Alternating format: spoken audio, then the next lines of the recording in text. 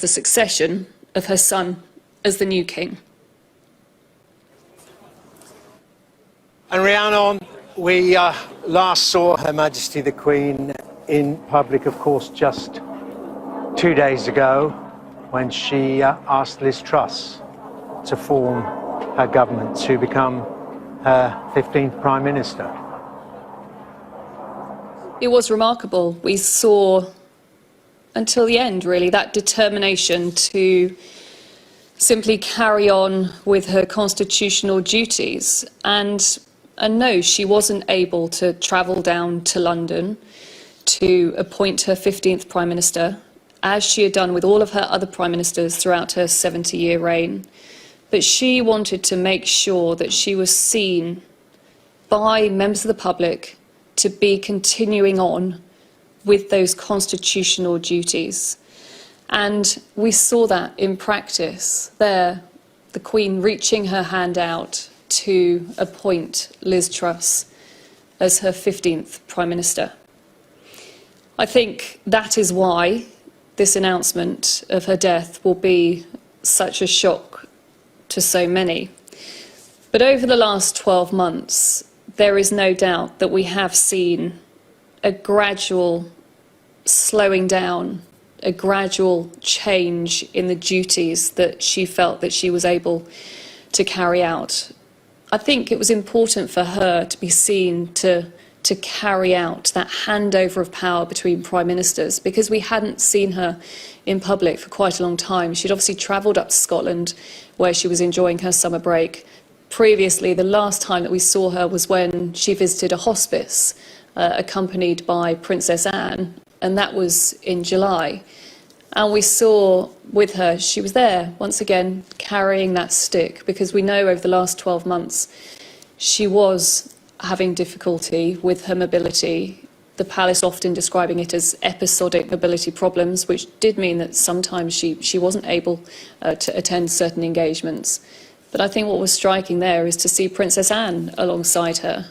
And that has been a theme that we have witnessed right throughout the last 12 months, is the family being there to make sure that when she felt she was able to go out and meet the public, as she has done, as she did right throughout her 70-year reign, they could support her and they could be there in any way that they needed her. And of course, we had the Platinum Jubilee just months ago, the first British monarch to ever mark that remarkable milestone. And we were wondering around that weekend how much we would be able to see her because of the difficulties that she'd been having. But I think you could see that she wanted to make that effort. She knew the crowds once again had come out to mark that milestone moment with her. But also that Platinum Jubilee was so central in the Queen showing her wishes for the future. There alongside her were those central key members of the royal family that she knew she was passing on those responsibilities to. The Prince of Wales, the Duchess of Cornwall, the Prince of Wales, it has to be said, now our new king, and to the other side of her, the Duke and Duchess of Cambridge and their 3 children. In those images, there was a very clear message from the Queen, a sense of future-proofing the monarchy, as she did right throughout those 7 decades, saying, this is my family, who I love very much, who I trust, who have shown already how committed they are to you, the public, how committed they are to the country and the Commonwealth, and you should trust them when it comes to me stepping back from my responsibilities. Today, of course, though, the family will be around her. They have all travelled to Balmoral to be alongside her as now we mark her death.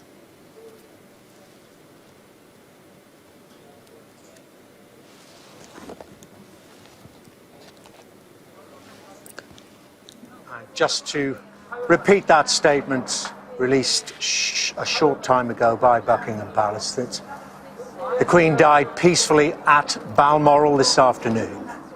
The King and the Queen Consort will remain at Balmoral this evening and will return to London tomorrow.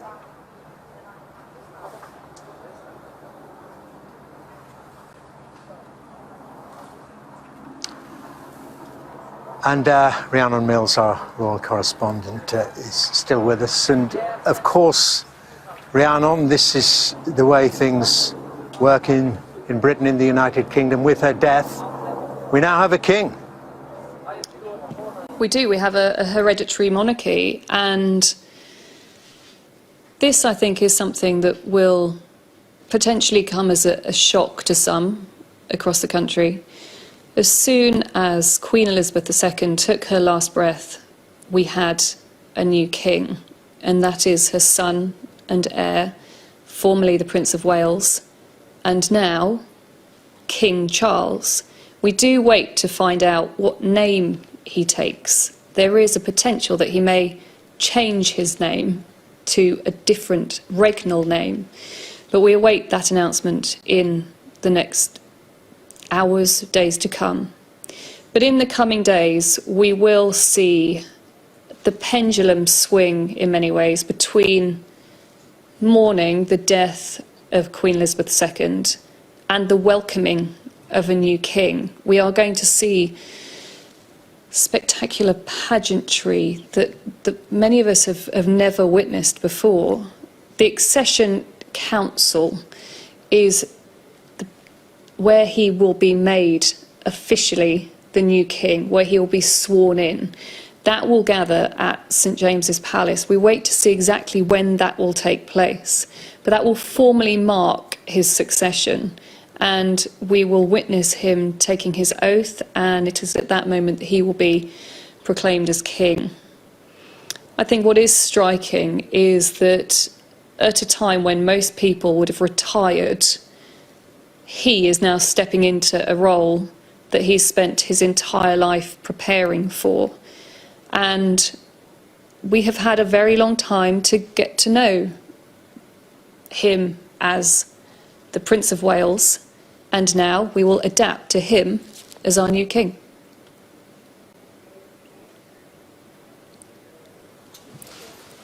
Rhiannon, thank you very much indeed. Let's look at the moment that the death of Her Majesty Queen Elizabeth II was formally announced. This is the short statement being brought to the gates of Buckingham Palace. Fixed to those gates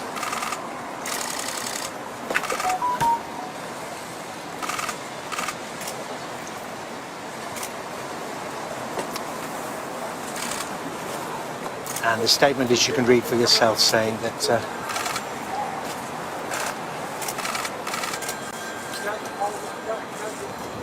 the Queen died peacefully at Balmoral this afternoon.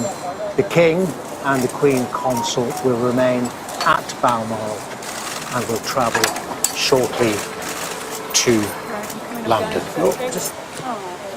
That in actual fact, as Her Majesty has passed in Scotland, Holyrood Palace.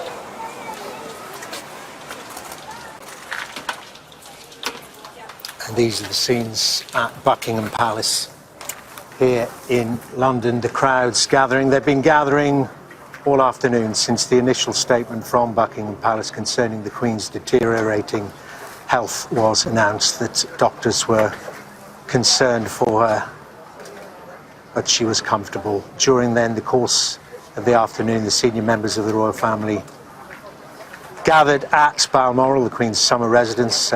She's been there, she has been every summer for the entirety of that period, where she received 2 prime ministers in a day just 2 days ago. Here, the crowds gathered, and the most significant change, of course, the flagpole above Buckingham Palace, where the Union flag has now been lowered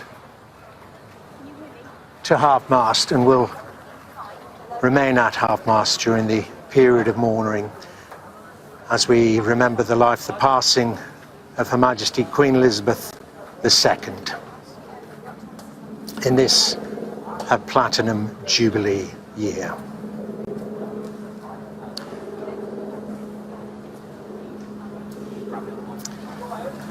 Rhiannon Mills, our royal correspondent, is with me, and as we take in these scenes and the enormity of what has happened and what is happening, Rhiannon, 70 years on the throne, as I mentioned, the Platinum Jubilee, the vast, vast majority of residents of this kingdom, of residents of the planet, have known no other Queen of Great Britain and Northern Ireland than Queen Elizabeth.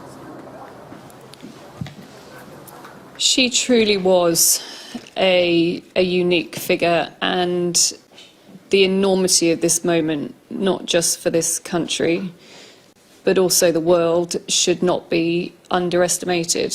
Probably one of the most recognisable women around the world, and a woman who, without fuss, carried on those duties right until the very end. And in some ways, how better for her to bow out than in a week where we saw her carrying out her official duty. We don't know how difficult it was for her on Tuesday to be able to stand there and accept the resignation of one Prime Minister and then appoint another. But you can't forget that it was when she was just 21 years old that she made that lifelong commitment, saying no matter how long or short her life would be, she would always serve her country and Commonwealth. And that was also a pledge that she reinforced when we saw her mark Accession Day to start her Platinum Jubilee this year, where again she pledged that she would continue to carry out that official role. And yes, increasingly her family have stepped in to support her. But ultimately, there is no equal to Queen Elizabeth II. What is remarkable is when you look back and think that this was a young princess who was born in 1926 and wasn't expected to be queen. And then there was this twist of fate when her grandfather died and then her uncle abdicated, her father then became king. And then immediately she was his heir at the age of 10. And it was during, I think, those formative wartime years that really shaped that stoic sense of commitment and selflessness that we continue to see throughout her 70 years. Of course, there was also the twist of fate that her father would die so young in his 50s and she would become queen at just the age of 25. And you have to think back to 1952, at the time when it wasn't a woman's place to rule, it wasn't a woman's place to be in positions of power. She ultimately had to prove herself to the country, to the world, to courtiers, to politicians, that she was more than capable of the job in hand. And throughout that remarkable 7 decades, we would see how she would, yes, respect the traditions of this institution, but would make sure that the monarchy was seen to be adaptable, changing with the times, relatable. And I think you look back at the pictures of her coronation and you see just how young she was, such a beautiful, glamorous young queen, and literally the weight of the country on her as her young son watched on, now our new king. And she talked about what it was like, that moment where she became queen, and the fact that, speaking about her father's death, there's a documentary called Elizabeth R from 1990, and speaking about her father's death, she said, "In a way, I didn't have an apprenticeship. My father died much too young, and it was all very sudden, taking on and making the best job you can. It's a question of maturing into something one has got used to doing and accepting the fact that here you are and it's all fate." And throughout that remarkable reign, we saw that she was always committed, despite the world changing around her, despite witnessing the most extraordinary political, social, economic change. She would continue to try and make sure that that institution was reacting to what was happening around her. Just on the here and now, we understand that an announcement, a statement will be made by the Prime Minister in Downing Street very shortly. And let's just reflect on what an extraordinary week it has been in the history of the entirety of the United Kingdom. The passing of our head of the state after 70 years on the throne, 2 days after a change of Prime Minister. We really are in a moment of constitutional upheaval and transition, and this is the statement also posted formally on the gates of Buckingham Palace, where in the past, of course, that device has been used for much happier news. You'll be more familiar with it, I suppose, to announce the birth of royal babies over the year. This the saddest of news being confirmed on the gates of Buckingham Palace, that the Queen, I'll read it to you again, the Queen died peacefully at Balmoral this afternoon. The King and the Queen Consort will remain at Balmoral this evening and will return to London tomorrow. And we also caught a glimpse there, another sombre symbol of the flag fluttering at half-mast, the Union flag flying at half-mast above Buckingham Palace here in central London.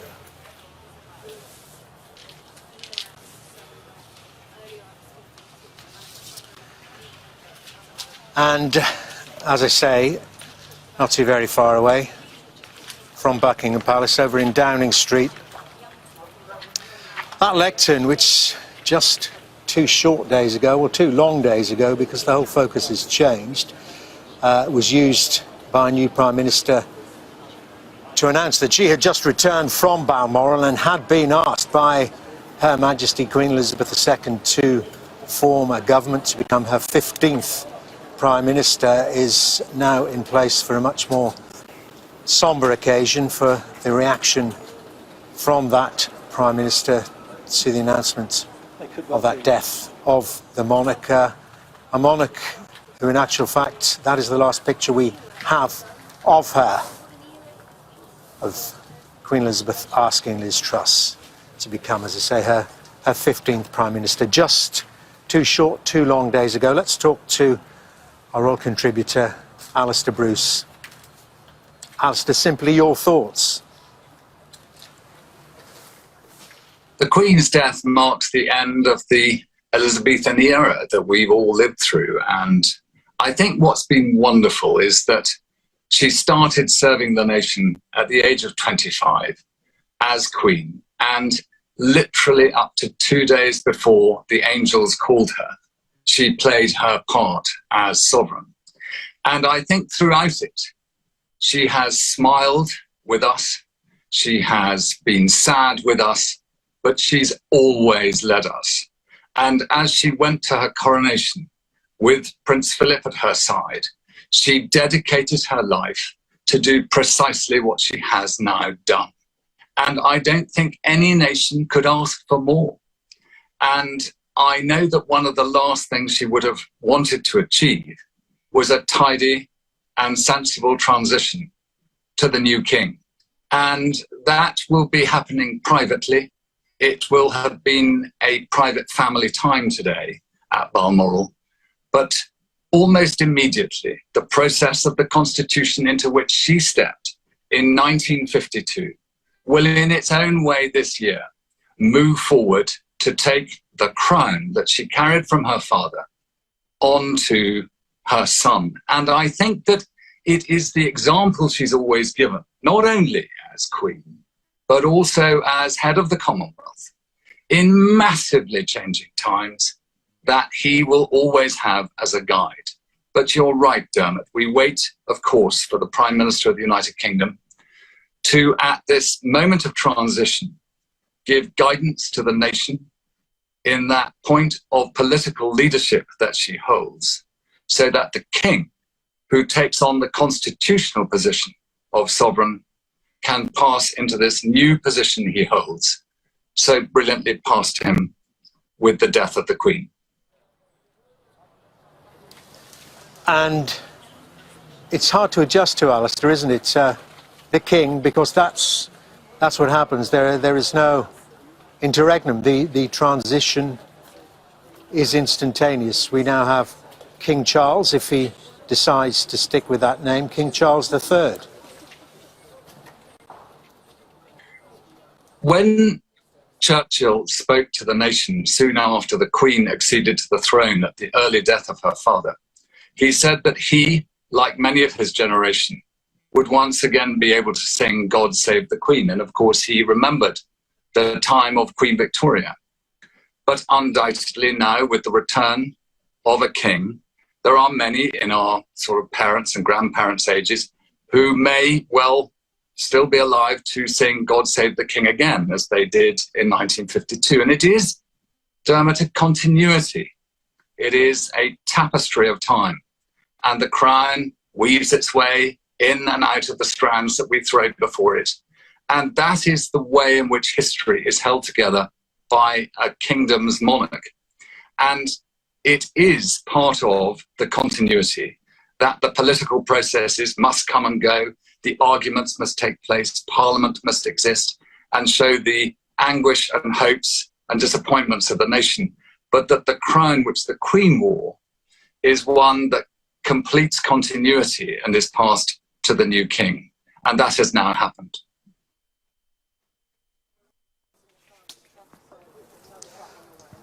So, Alistair, what happens now in terms of lying in state? Well, the Queen is at peace at Balmoral. She's surrounded by her family, and any of us who've lost a parent will know how poignant a time that is. And of course, for the new king, there can only be a short period of contemplation, because immediately he must return to London and there will be the Accession Council. The Accession Council is a tradition that is broadly English but has encompassed the whole of the United Kingdom.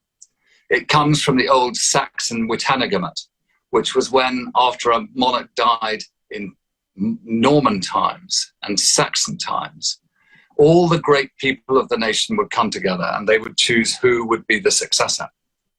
We have, of course, through primary legislation, a clear knowledge that the heir apparent and now king is Prince Charles, the Prince of Wales, who is now acceded to the throne. So at the Accession Council, this will be formalised. But before anything can happen, the new monarch will be asked if he will acknowledge and respect the independence of the Church of Scotland. And assuming he says that he will, he then becomes formally king.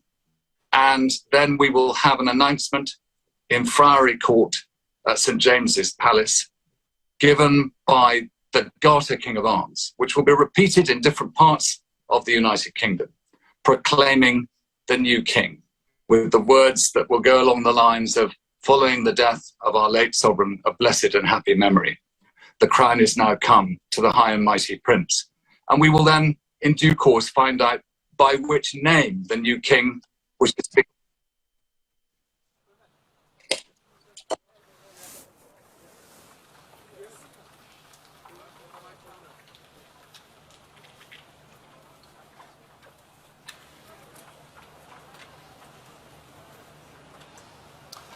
You're watching Sky News live from Buckingham Palace. It is 7 o'clock, and half an hour ago, Buckingham Palace announced that the Queen died peacefully at Balmoral this afternoon.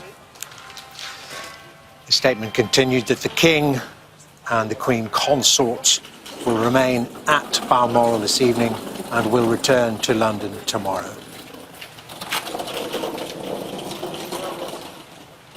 A very brief statement saying very clearly what we feared, certainly throughout the day after an announcement was made about the Queen's deterioration in her health, and that her doctors were deeply concerned about her conditions. And this is the formality of the process, a process so familiar to so many of us when it comes to the births and marriages that take place within the royal family. Well, this also the process by which a royal death is formally announced. Posted Outside the royal palace is that statement that the Queen died peacefully at Balmoral. It was announced at about 6:30 this evening, and that the King and the Queen Consort, that's King Charles III now, and the Queen Consort Camilla, will remain at Balmoral this evening. They travelled up there during the course of the afternoon to be with Her Majesty the Queen, to be with Charles's mother, and they will remain there this evening, returning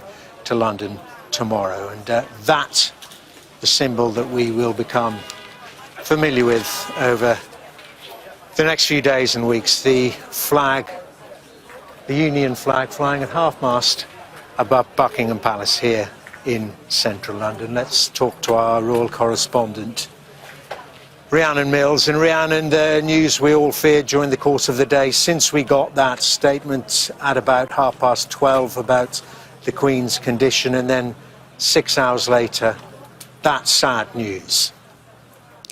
And I think it will come as an enormous shock to people right across this country and across the Commonwealth, because it was only on Tuesday that we saw her carrying out one of her key constitutional roles, welcoming her 15th Prime Minister. And yet now we are mourning the death of Queen Elizabeth II. I think she was so determined to carry out those public duties right until the very end. And we've seen that over the last 12 months. Yes, things had to be adjusted and changed, and plans had to be changed to accommodate the fact that she was having mobility issues. But when she could, she knew and she felt that she must be seen by members of the public. And in essence, I think it was a role that she deeply enjoyed. She loved meeting people. She was always able to have this remarkable ability to put people at ease.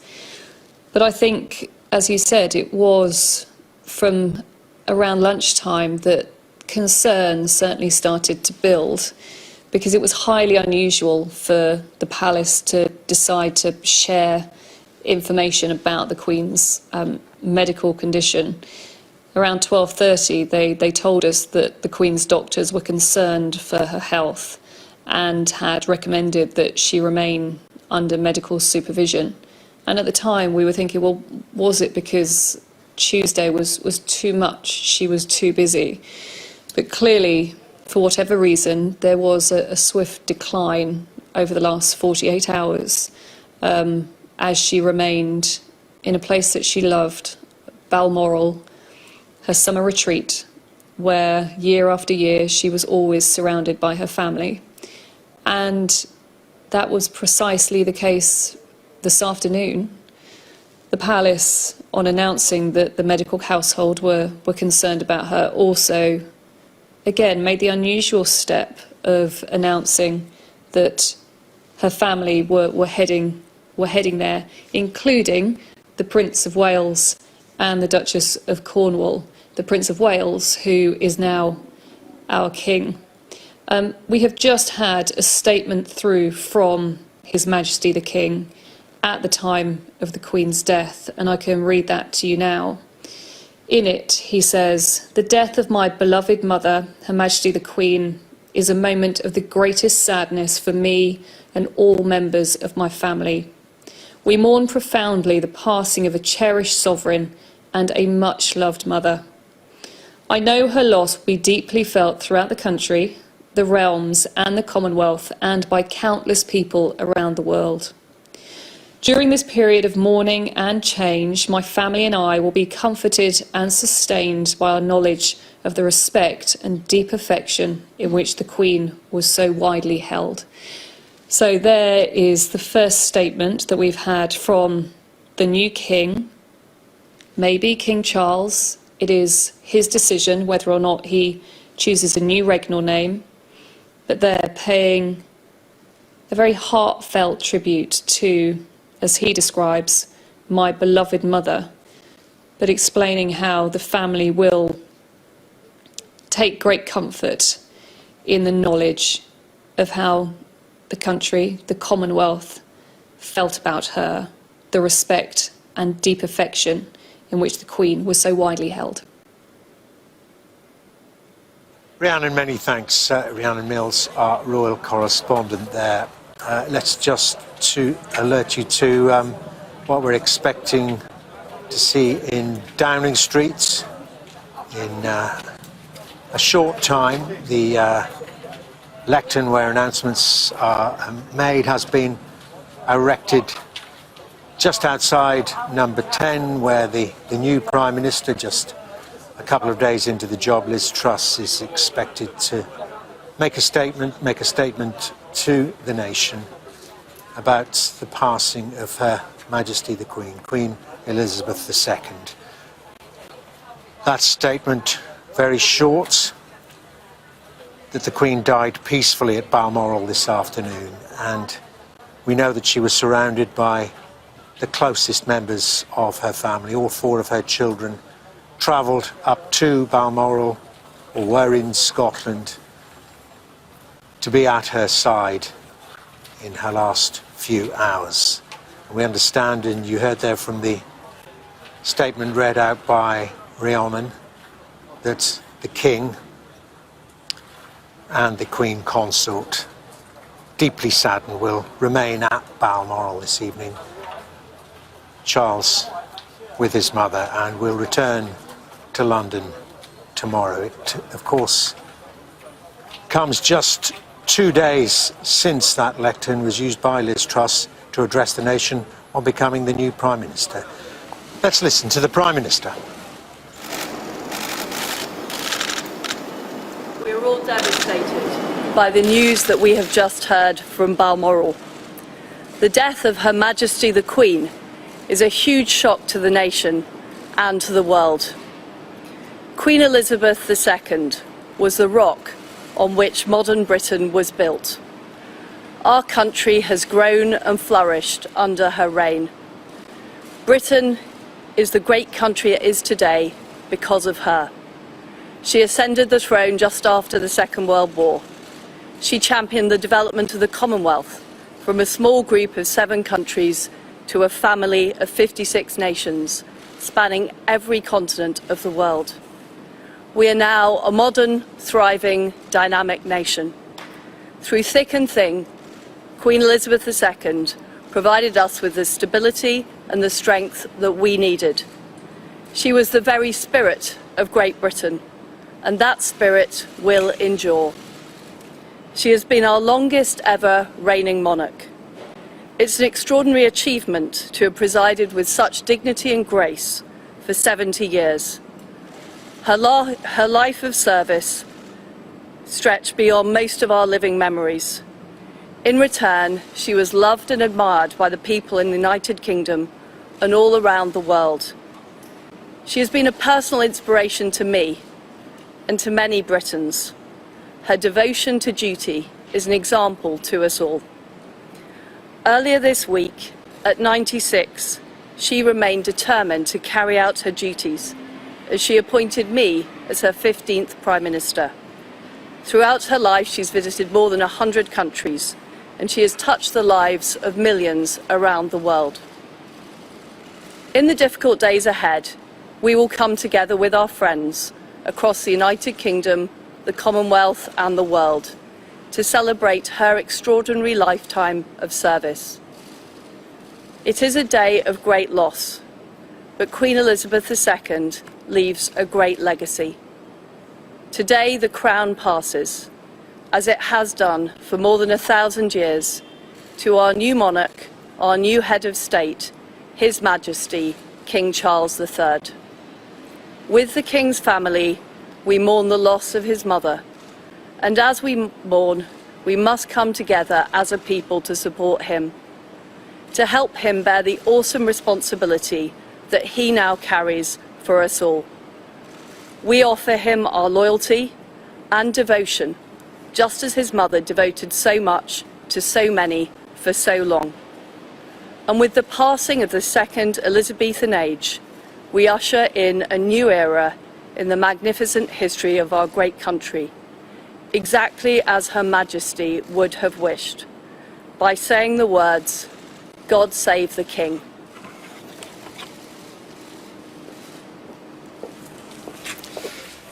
Prime Minister Liz Truss there, ending her statement, saying, "God save the King." Liz Truss there reflecting that it was just 2 days ago that she had been to Balmoral to be received by Her Majesty and asked to form a government, asked to become her 15th Prime Minister.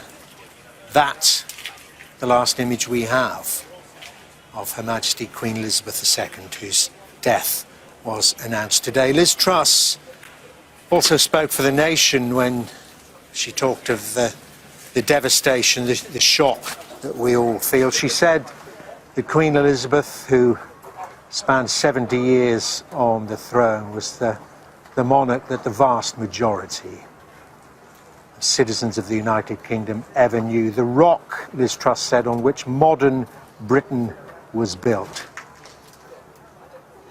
The Prime Minister described Queen Elizabeth as the very spirit of Great Britain and said that spirit will endure.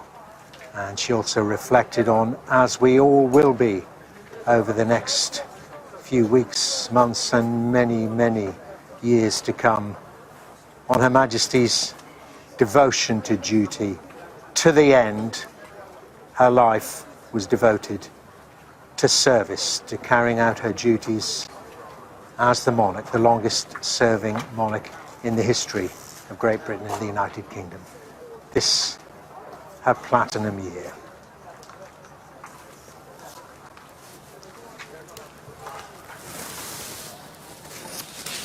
Well, I believe now I can bring you the statement from the King, His Majesty the King. Charles has said at the time of the Queen's death, he said, "The death of my beloved mother, Her Majesty the Queen, is a moment of great sadness for me and all members of my family." He continued, "We mourn profoundly the passing of a cherished sovereign and a much-loved mother. I know her loss will be deeply felt throughout the country, the realms and the Commonwealth, and by countless people around the world." King Charles continued, "During the period of mourning and change, my family and I will be comforted and sustained by our knowledge of the respect and deep affection in which the Queen was so widely held." That from the King, as Liz Truss, the Prime Minister, referred to him as King Charles III. Let's talk to our royal correspondent, Rhiannon Mills. And the issue, I know it's a minor issue at this time, Rhiannon, in some of the great scheme of things, the issue of the regnal name still not necessarily decided. No, it's not entirely clear, and we did hear Liz Truss there referring to the new king as King Charles III, but, and this might come as a surprise to some, there is a possibility that he could use one of his other names, as we have seen from other past sovereigns. So we wait for official confirmation on the name that he will definitely go by, and I think that is also going to be the case when it comes to what we see unfold over the next 10 days or so. We have already seen some of the formalities that we would have anticipated. So, for example, the Union flags flying at half-mast.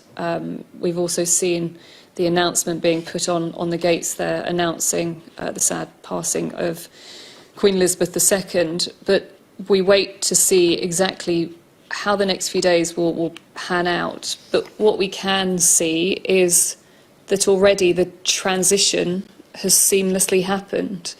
And I think for some that will compound the shock. It's it's hard to take in some ways already the fact that we are talking about the passing of a much loved head of state after only seeing her a couple of days ago carrying out her duties.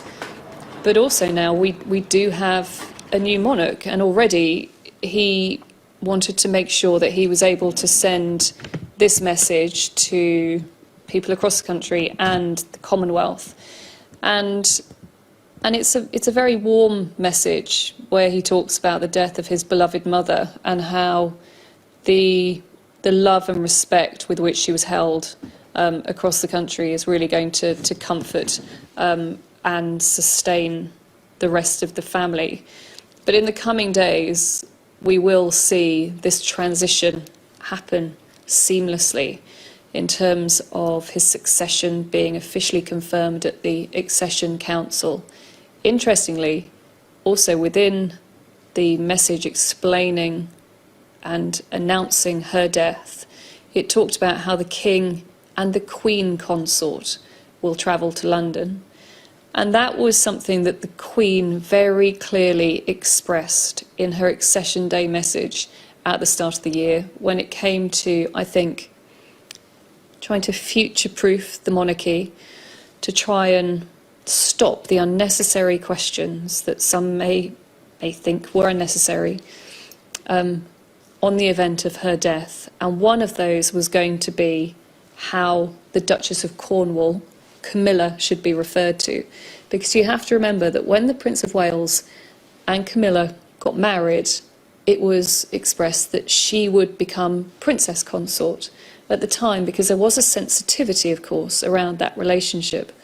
In the Queen's Accession Day message this year, she very clearly showed her support and affection for Camilla, saying she should be a future Queen Consort. She appreciated how much of a support Camilla is and will continue to be, especially in the coming days and weeks, for her son as he takes over this role. So already we see in what's happening now the impact that Queen Elizabeth II had when it came to continuing to shape how the future of the monarchy is going to look.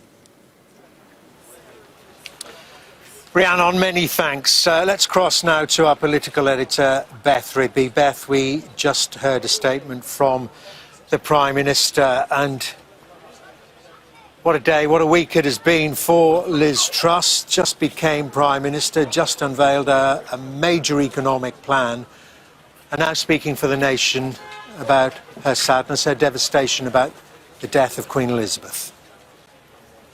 Yes, Dermot, this is a Prime Minister who has been in the post for but 2 days and actually only was with the Queen a couple of days ago. Now, barely into number 10, having to come out and try and somehow speak for the nation and to the nation about the loss of Her Majesty the Queen. She gave a speech, I think, that was in 3 parts, really. The first, in which she spoke of the devastation of the loss of the Queen. She said that the Queen was the rock on which modern Britain was built, that she had been there for all of us through thick and thin as our nation, our post-war nation, grew and evolved. The constant always was the Queen. She talked of her devotion to service. So an acknowledgement and an attempt to try and encapsulate that extraordinary reign of Queen Elizabeth. She then went on to talk a bit about her personal reflections, talking about how the Queen had been a personal inspiration to her as well as many Britons, talking about that meeting. We saw those lovely pictures of them together but 2 days past, of that meeting with the Queen, where Liz Truss spoke about how Queen Elizabeth still showed that devotion to duty. And then she moved on to the final section, in which she said that it was a time to come together and mourn the loss of the Queen with family and friends, but also to look forward to the continuation of the monarchy. And she spoke about a nation needing to come together to support Prince Charles III as he ascends to being the King, and she said that we offer him our loyalty and devotion. She said, with the passing of the second Elizabethan age, we usher in a new era, ending that speech, God save the King. Beth, many thanks. Beth Rigby, our political editor there. Let's go to my colleague Mark Austin, who's in Balmoral, where the Queen's death was announced and where the senior members of the royal family have gathered and are there this evening.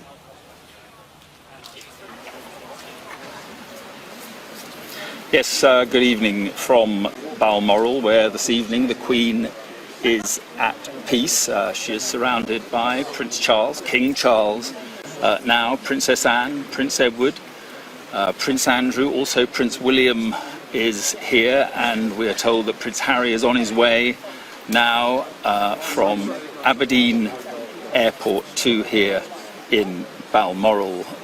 There were well-wishers here, but once the announcement came, the police slowly, very politely asked them to leave. The roads are closing to anything other than traffic relating to the royals, and it is just very quiet, incredibly quiet. It is the saddest of evenings here, because this was a place that she truly loved. The people here loved her. She loved being here. The statement said she died peacefully. This was a place she was often living peacefully. She loved the peace of this place. She loved the countryside here. She loved the fresh air, and she loved the one commitment that she had here, which was the Braemar Highland Games, and she enjoyed the culture of the place, and she just loved being here. So it is an enormous sadness this evening to people here, but of course to people right across this country. And I think I mentioned that King Charles and the princes and princesses are here, but it's worth remembering that they are also sons and daughters and grandchildren, and this is an evening when, you know, our thoughts, the country's thoughts, will obviously be with them. And but in so many ways, the Queen, of course, was also a mother and grandmother to the whole nation. So this is just the saddest evening. With me is our Scotland correspondent, James Matthews, who spent, well, you've been up here quite often, haven't you, when the Queen has been in residence. It is a place that she loves. She does. And it's a place where she would have been comfortable spending her final days. And I think we can draw comfort from what we know of her final days. I've spoken to people who saw her in recent weeks, and she was very much a woman of the land out here, getting out, enjoying the rolling countryside around her. She was seen walking her corgis, picnicking with her lady-in-waiting in her mother's fishing hut on the banks of the River Dee, having lunch in Glenmick, where she has a cottage, which had been refurbished in a way that was appropriate to her.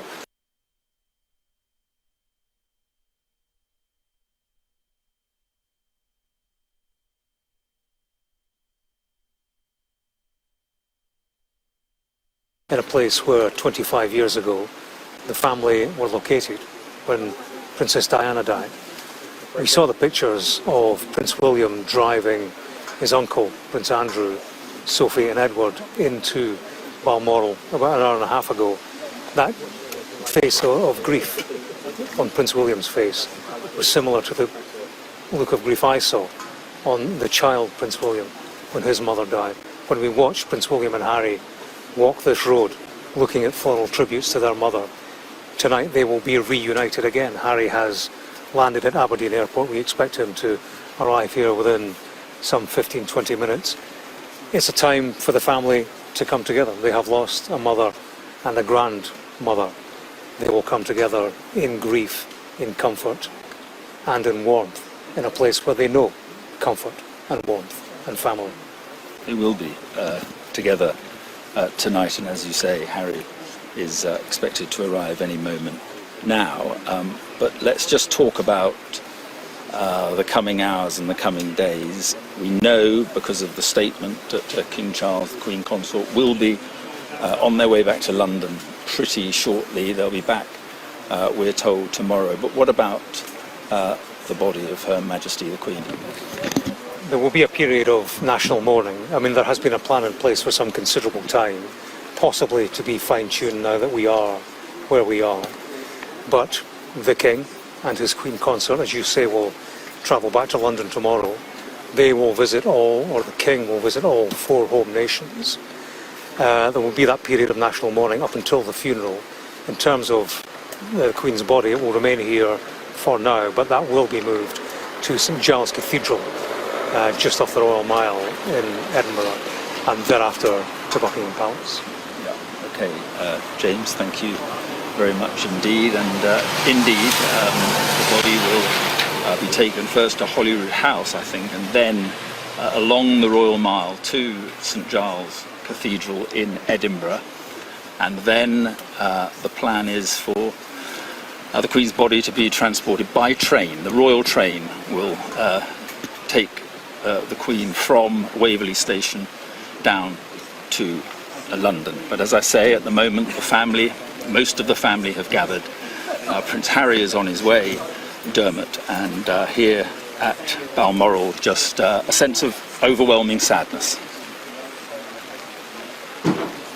Mark, indeed, and that is reflected here at Buckingham Palace. There is no doubt that this is a major moment in the history of our United Kingdom, indeed in the history of the world. Such a long-serving and influential monarch passing after 70 years on the throne. I just wonder if we can take in some of the scenes here of the crowds gathering at Buckingham Palace, because they are flooding in here to absorb the enormity of what has just happened here today. Thousands of people now. When I first arrived here during the course of the afternoon, there was that brief statement from Buckingham Palace about the deterioration in the Queen's health, and that her doctors were concerned about her, but she was remaining at Balmoral as those members of the royal family gathered to be at her side. Well, then the sad news came at about 6:30 this evening, and since then the crowds are flooding in, as you can see there, quietly absorbing the situation, quietly, I imagine, paying their respects as well, and taking in the symbolism of what that flag flying at half-mast tells us. Right slap bang in the centre of the roof of Buckingham Palace, fluttering in the light breeze of a rather gloomy September day, reflecting the mood of so many people here. And behind me in Green Park, which abuts Buckingham Palace, hundreds of people making their way down to take in the scenes, to say that they came to Buckingham Palace to see for themselves, to read for themselves the short formal statement which is posted on the gates of royal palaces on the major occasions, and there's none more major than this. The simple statement saying, as Her Majesty would have wished, I'm sure, that the Queen died peacefully at Balmoral this afternoon, posted up there on the gates. And the King and the Queen Consort will remain at Balmoral this evening and will return to London tomorrow. And Rhiannon Mills, our royal correspondent, joins me. And Rhiannon, I'm sure you're taking in these scenes as well.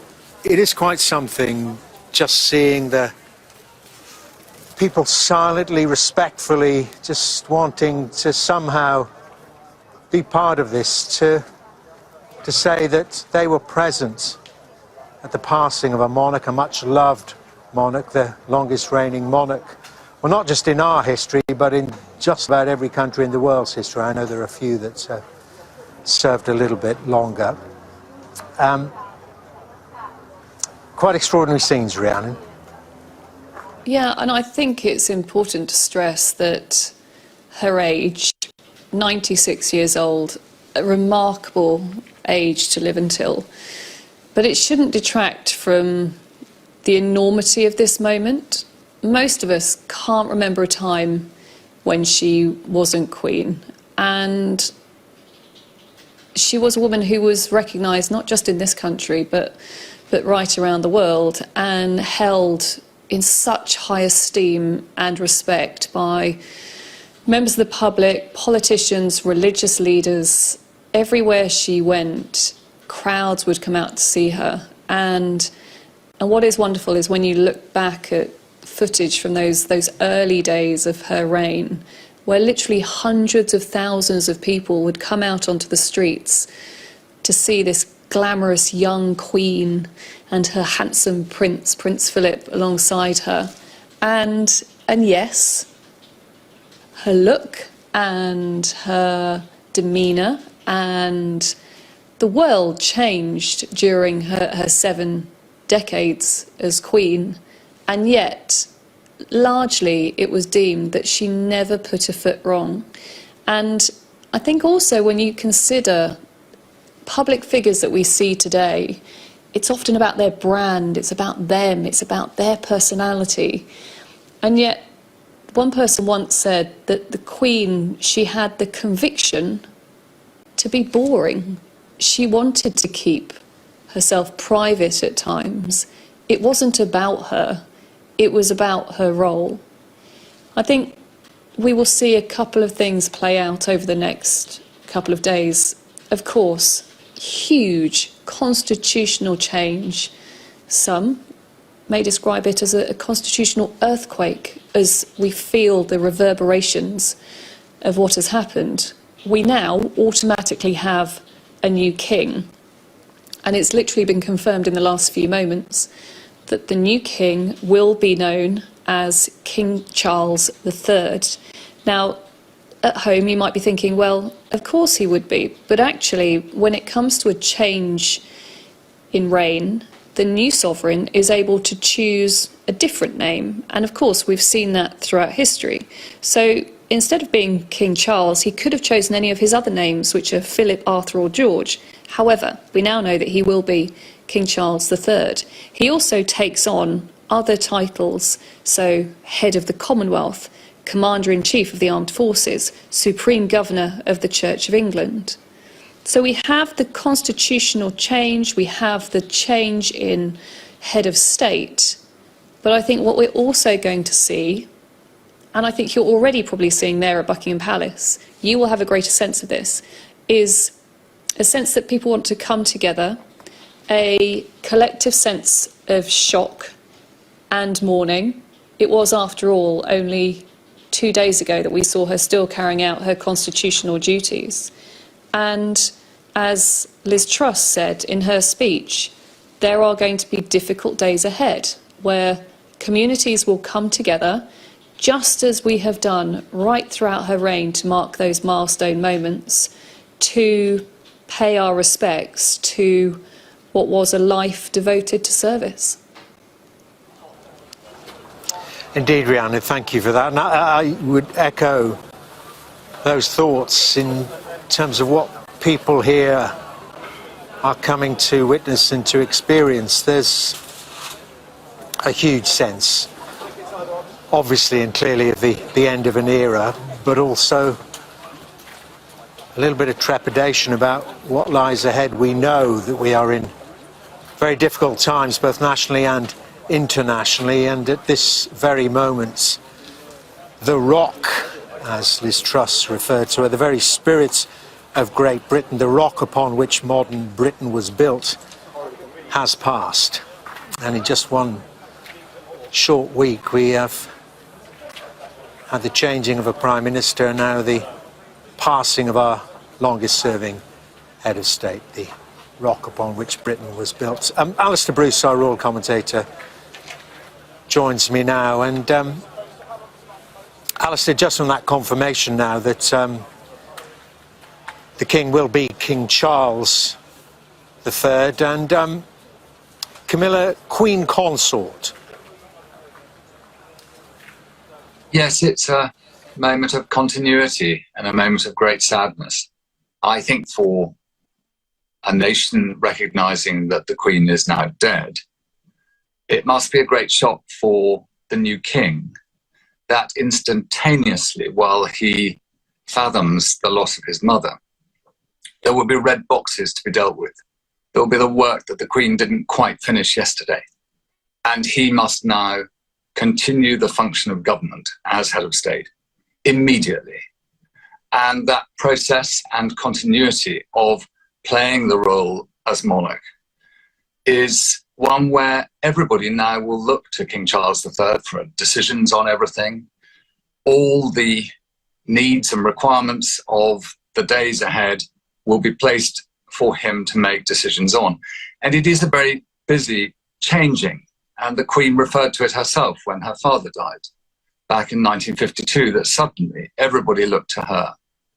And she didn't necessarily feel prepared for it. And yet, in her 71st year as monarch, she became so comfortably adept. And with that glinting eye, when she was waiting for the arrival of her 15th Prime Minister in the drawing room of Balmoral Castle, she wanted to make the photographer waiting feel at ease and made a charming comment to him.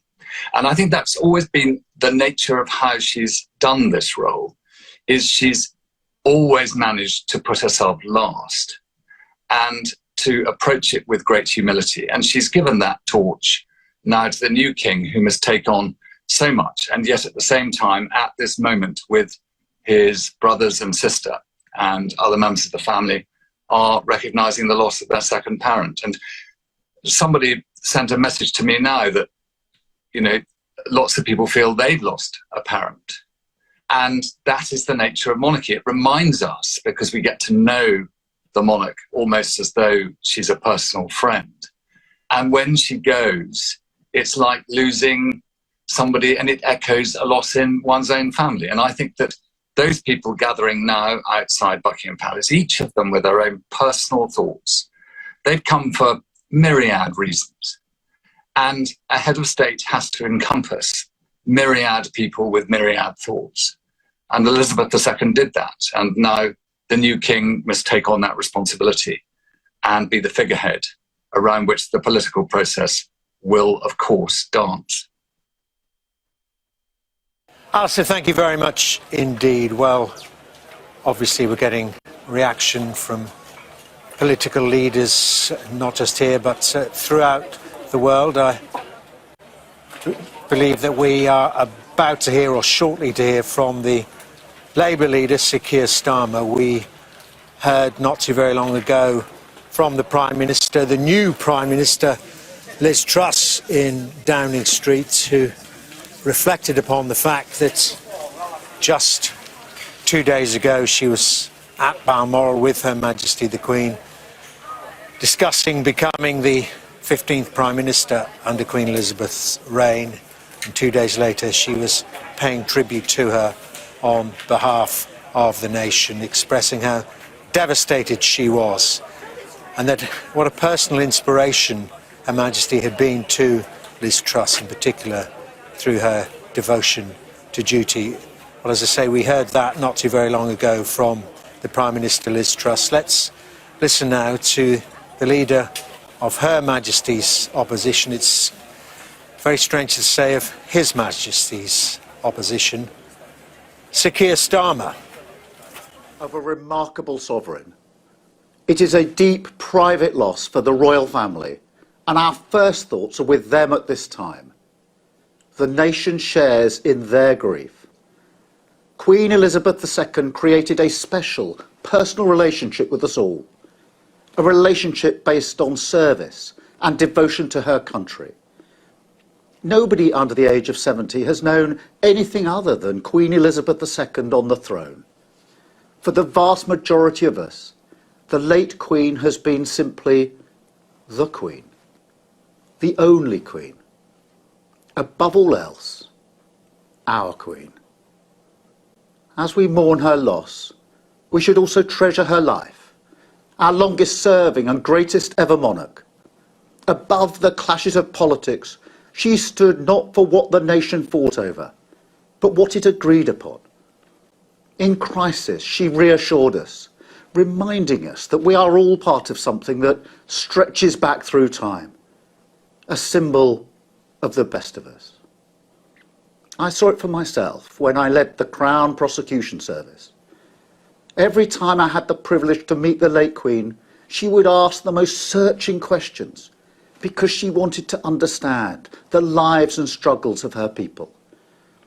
And as Britain changed rapidly around her, this dedication became the still point of our turning world, an example that taught us that whatever the challenges we face, the values of service always endures. And the obvious love the late Queen displayed for Britain, the British people gave back in return. That is why there is such an outpouring of grief across the nation today, as there is across the Commonwealth, to which the late Queen was so devoted. Around the world, people are united in mourning and united in celebrating her life. This togetherness is a reminder of what she achieved, a reminder of our shared values, values which I know will be upheld by her beloved son Charles, our new king.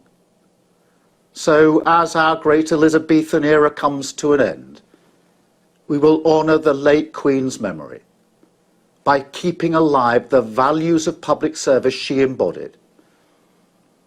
For 70 years, Queen Elizabeth II stood as the head of our country, but in spirit, she stood amongst us.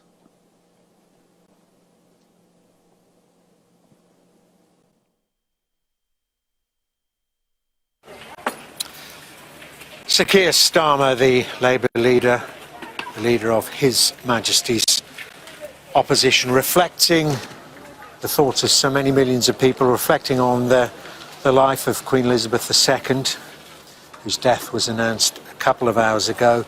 Sir Keir there pointing out, as so many of us will and so many of us have, the values of service that the Queen embodied, the values of public service. Sir Keir was particularly emphasising there that she embodied, and talked about how we are united in mourning, and the important point Sir Keir made, united in mourning and celebrating Her Majesty Queen Elizabeth II's life. And I think that is the sentiment that is abroad amongst the huge crowd. We're only seeing a small section of it now.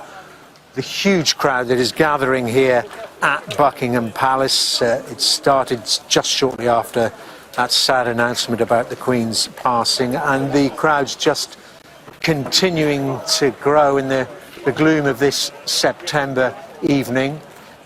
People walking around quietly, respectfully. They want to be here. They want to be part of this epochal change, this end of an era, the end, as Sir Anthony Selden, the noted historian and author, put it, the end of the second Elizabethan era. And both Elizabethan eras, as we will be reflecting on over the next few days and weeks, quite extraordinary in the change that the nation saw under those two queens.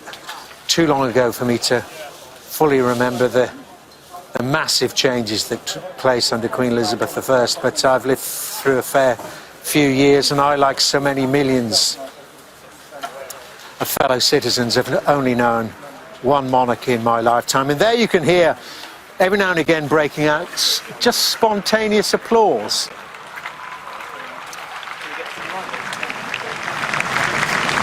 Now there are no senior members of the royal family here. We know that they were in Balmoral. They are in Balmoral this evening, cheering. 3 cheers.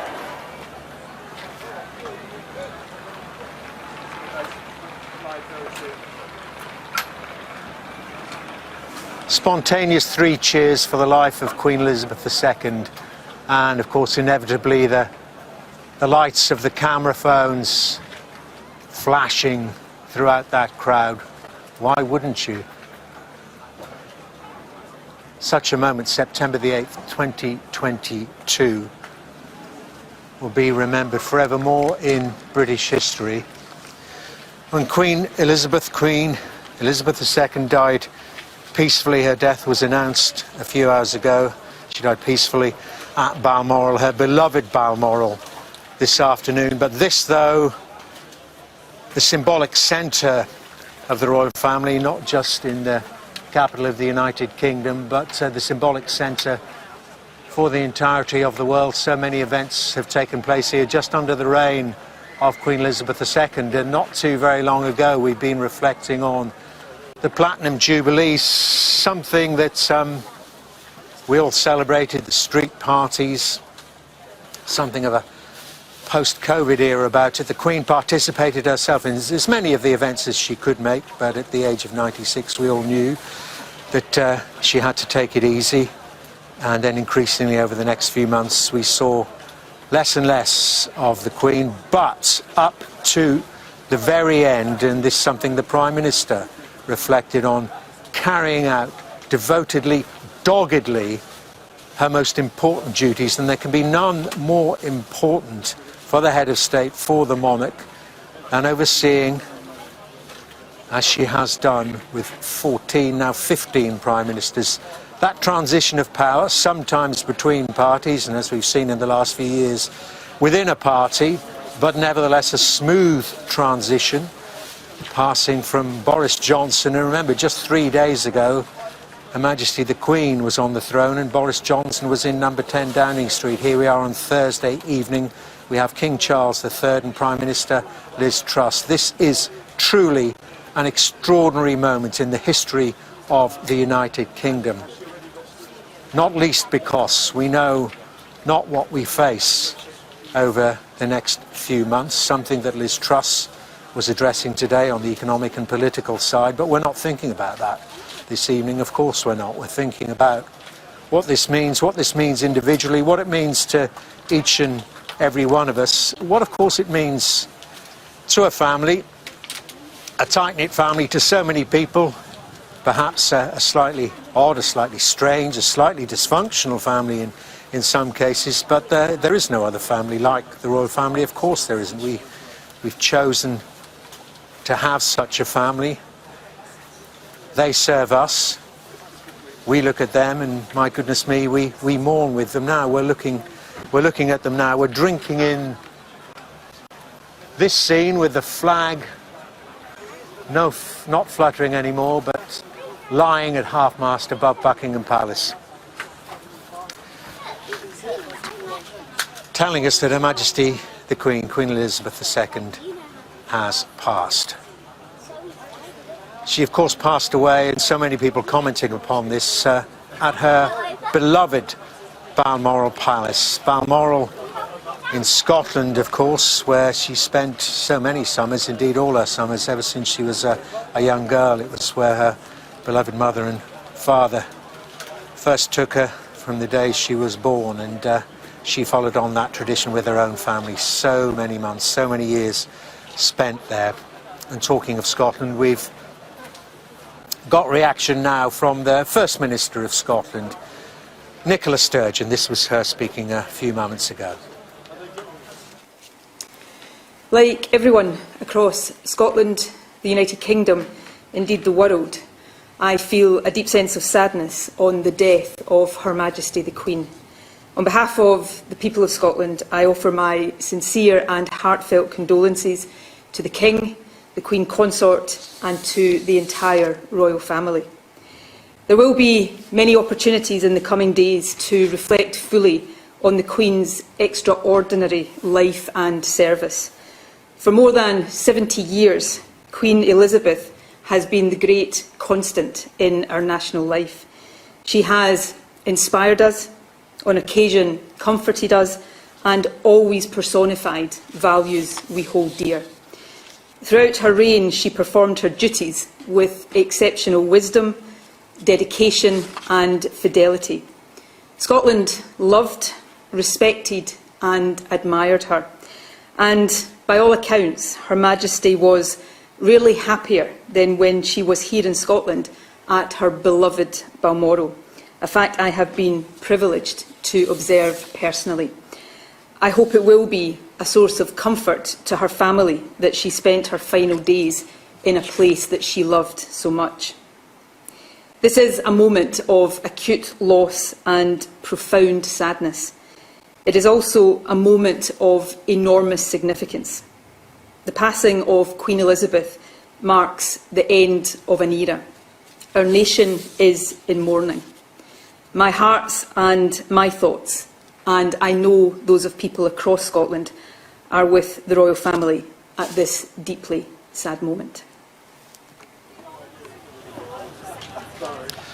Well, fulsome tribute there to Queen Elizabeth, whose death has been announced today, from the First Minister of Scotland, Nicola Sturgeon. Words echoed, I'm sure, by the thousands of people who are gathering here this evening in central London, outside Buckingham Palace, to have their own thoughts and to share their own tributes about the Queen's death. Nicola Sturgeon referring there to the Scottish people's love of the Queen and their appreciation of her dedication, her wisdom and her fidelity, and of course referring to the fact that she passed in a place she loved so much. That is, of course, at Balmoral, where my colleague Mark Austin is now. Mark. Yes, thanks very much, Dermot. And it's interesting that I was just listening in my ear, Dermot, to those cheers that rang out outside Buckingham Palace. 3 cheers, I think you said, and I heard them in my ear, and it was so incredibly moving, because we're going to see a lot of formality in the coming days. We're going to see a lot of sadness, a lot of ceremony, but it's going to be little moments like that that you witnessed down there outside Buckingham Palace, those cheers.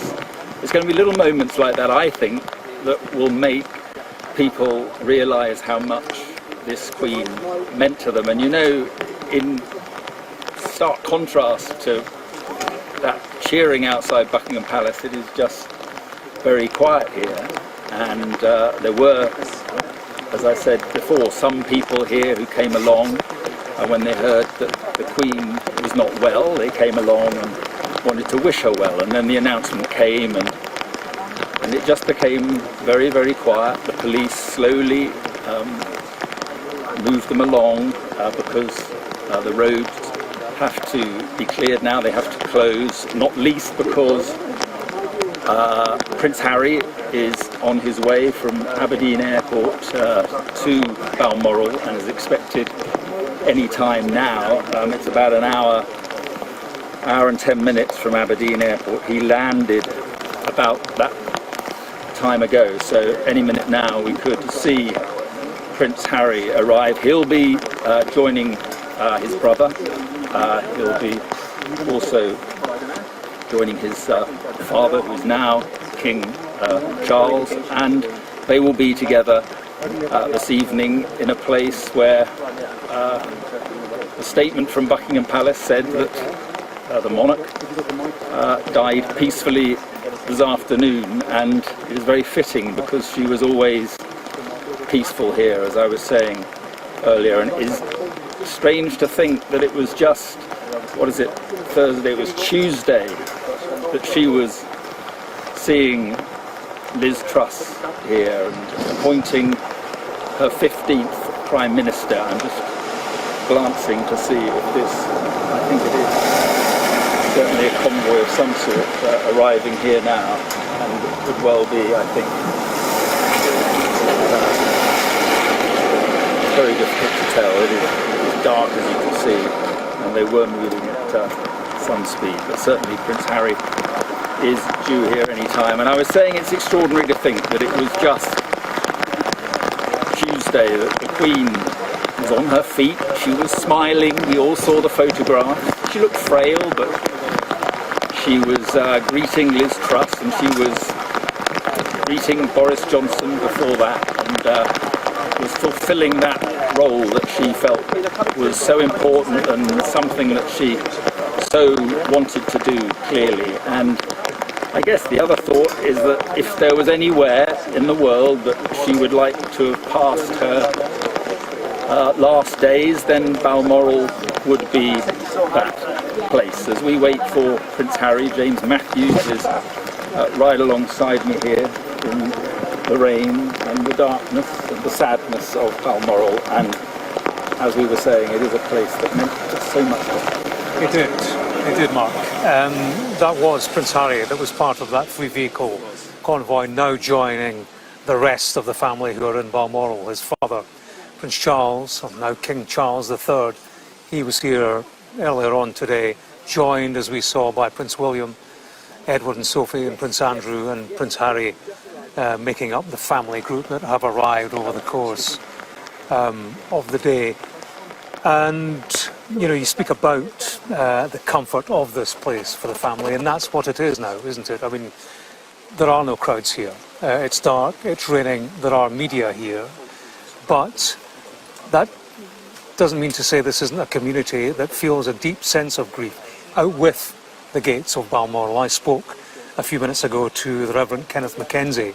Now, he is a minister from Crathy Kirk across the road who knew the Queen very well, and he was with her until just before she died.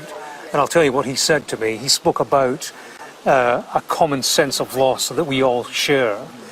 And he said hers was a long life, a life shaped by faith infused with grace and characterized by selfless service. I think that's a feeling that is shared in this community, certainly, and much further afield. This is a community in which she was a familiar figure. She had a different background from people who live in Aberdeenshire, but they shared a very strong sense, or they bestowed upon her a very strong sense of belonging. She was seen around the place. She was out and about. In the final few weeks, she was walking on the estate, walking the corgis. You know, it was interesting. I flew up here this afternoon and I sat next to a guy from just outside Aberdeen. And he said, "I know why you're on your way," and he said the people of Scotland love the Queen because the Queen loved Scotland, and that is true. Yeah. As articulated the last time she addressed the Scottish Parliament, famously in October 2021, speaking about her affection for the place, an affection shared by herself and her husband, Prince Philip. And, you know, that passion and that love for the place was often interpreted as political enthusiasm for the United Kingdom and Scotland's place in it. It was just at the end of the street where, during the referendum, she was heard to say, "I hope Scottish voters will think very carefully about their future," which was interpreted widely as an endorsement of the Union at a key political time. You know, not confirmed. Well, it's interesting, we've just heard from Nicola Sturgeon, who said she was a much admired, respected and loved monarch. Yeah, a monarch who transcended the bitterness and the division of the political playground that we live with in this country, north of the border, in particular when it comes to constitutional politics. A woman admired by all, a role model, a woman who bestowed unity on those around her, and one, of course, that we can grieve as a period of national mourning begins between now and the funeral, a structured period of national mourning. Yeah, absolutely. Okay, James, for the moment, thank you very much. And just to bring you up to date from here in Balmoral, Dermot, Prince Harry has, we're told, just arrived. We saw his vehicles, I think you saw his vehicles just a few moments ago. So Prince Harry has joined his brother and the other members of the family at Balmoral. Back to you, Dermot. Thanks, Mark. Well, it is 8 o'clock and this is Sky News, where Buckingham Palace has announced that Her Majesty Queen Elizabeth II has died. In a statement earlier this evening, the palace said this. It's a short statement. It said that the Queen died peacefully at Balmoral this afternoon. The King and the Queen Consort will remain at Balmoral this evening and will return to London tomorrow. That was a statement posted on the gates of the Royal Palaces at about 6:30 this evening. Well, Charles, who became king on the death of his mother, had this to say: "The death of my beloved mother, Her Majesty the Queen, is a moment of the greatest sadness for me and all members of my family." He continued, "We mourn profoundly the passing of a cherished sovereign and a much-loved mother. I know her loss will be deeply felt throughout the country, the realm, and the Commonwealth, and by countless people around the world." King Charles continued by saying this: "During this period of mourning and change, my family and I will be comforted and sustained by our knowledge of the respect and deep affection in which the Queen was so widely held." And it is that respect and deep affection that we are witnessing right here, right now, outside Buckingham Palace. Thousands of people have gathered here during the course of the last 3 or 4 hours. First, initially awaiting any news.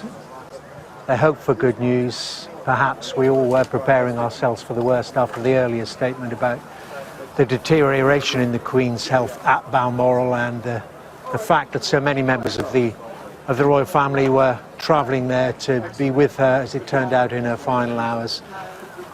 And then since that announcement, it's a simple announcement, as I read out there to you. It's a very short announcement.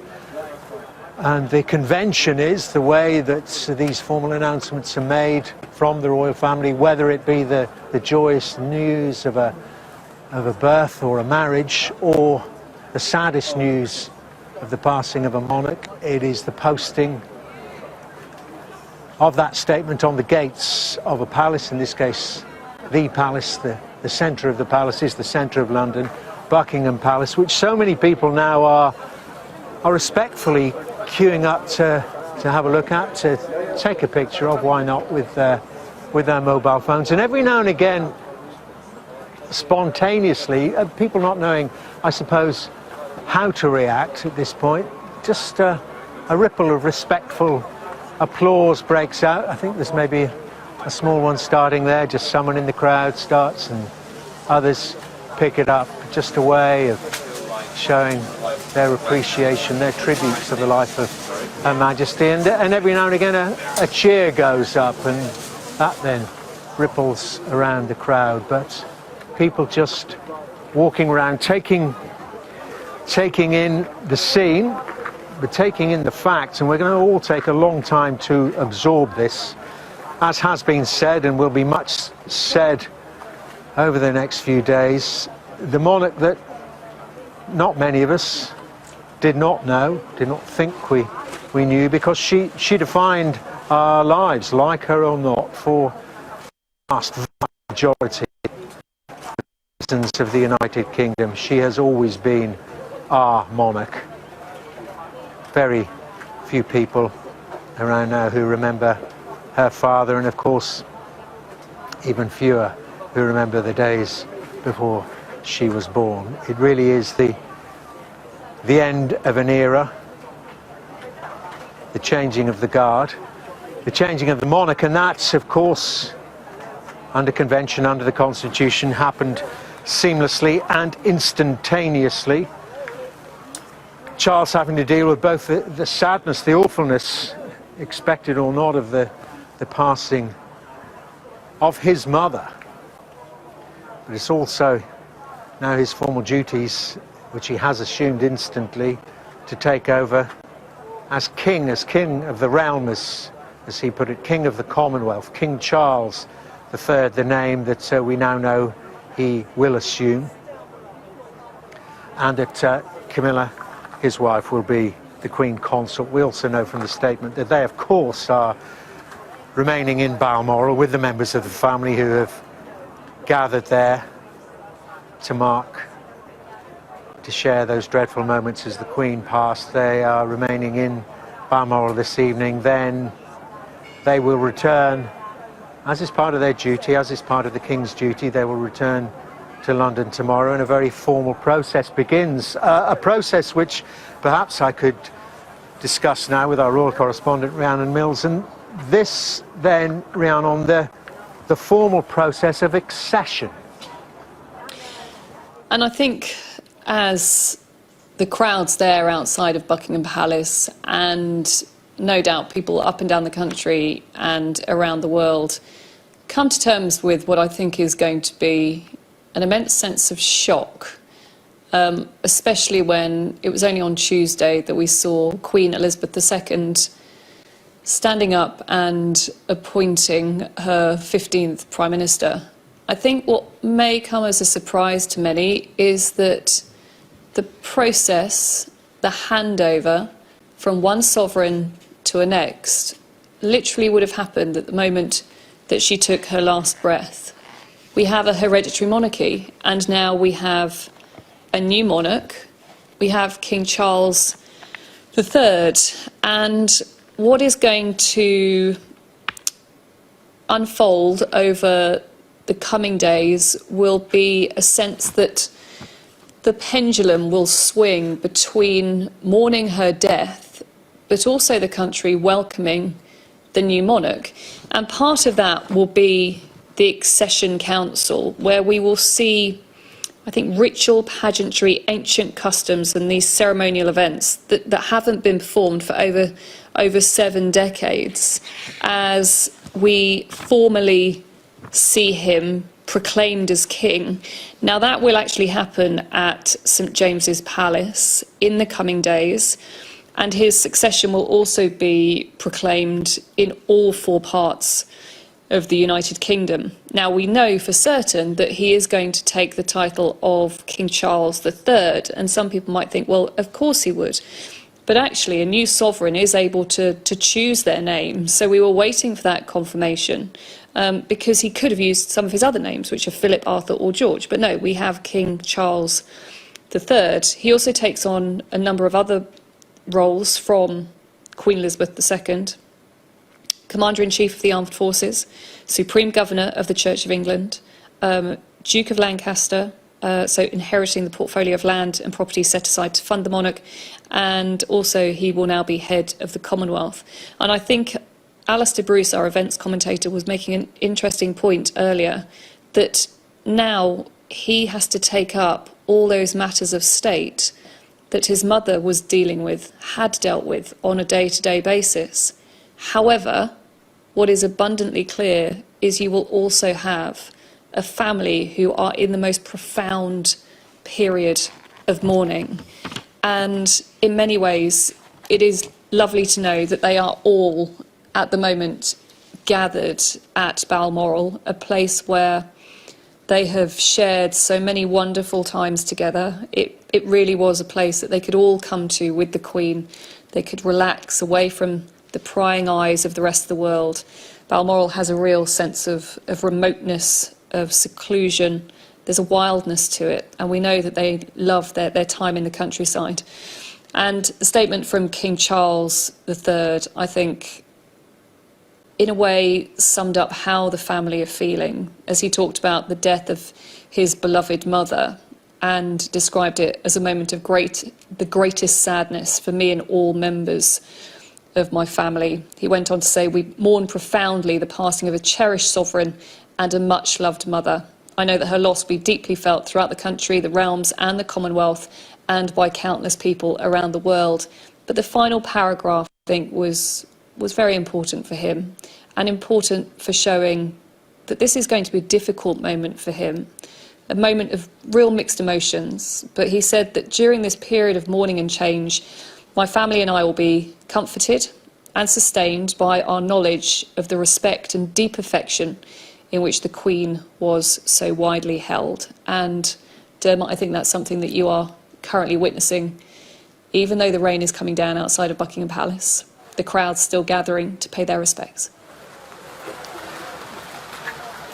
Too true, Rhiannon. Thank you very much indeed for that. Yeah, it's coming down in stair rods now, but It's not thinning the crowd at all. The Brolly's going up, but everyone's staying here, taking it in. Also taking it in is a man who's very upset, I can see.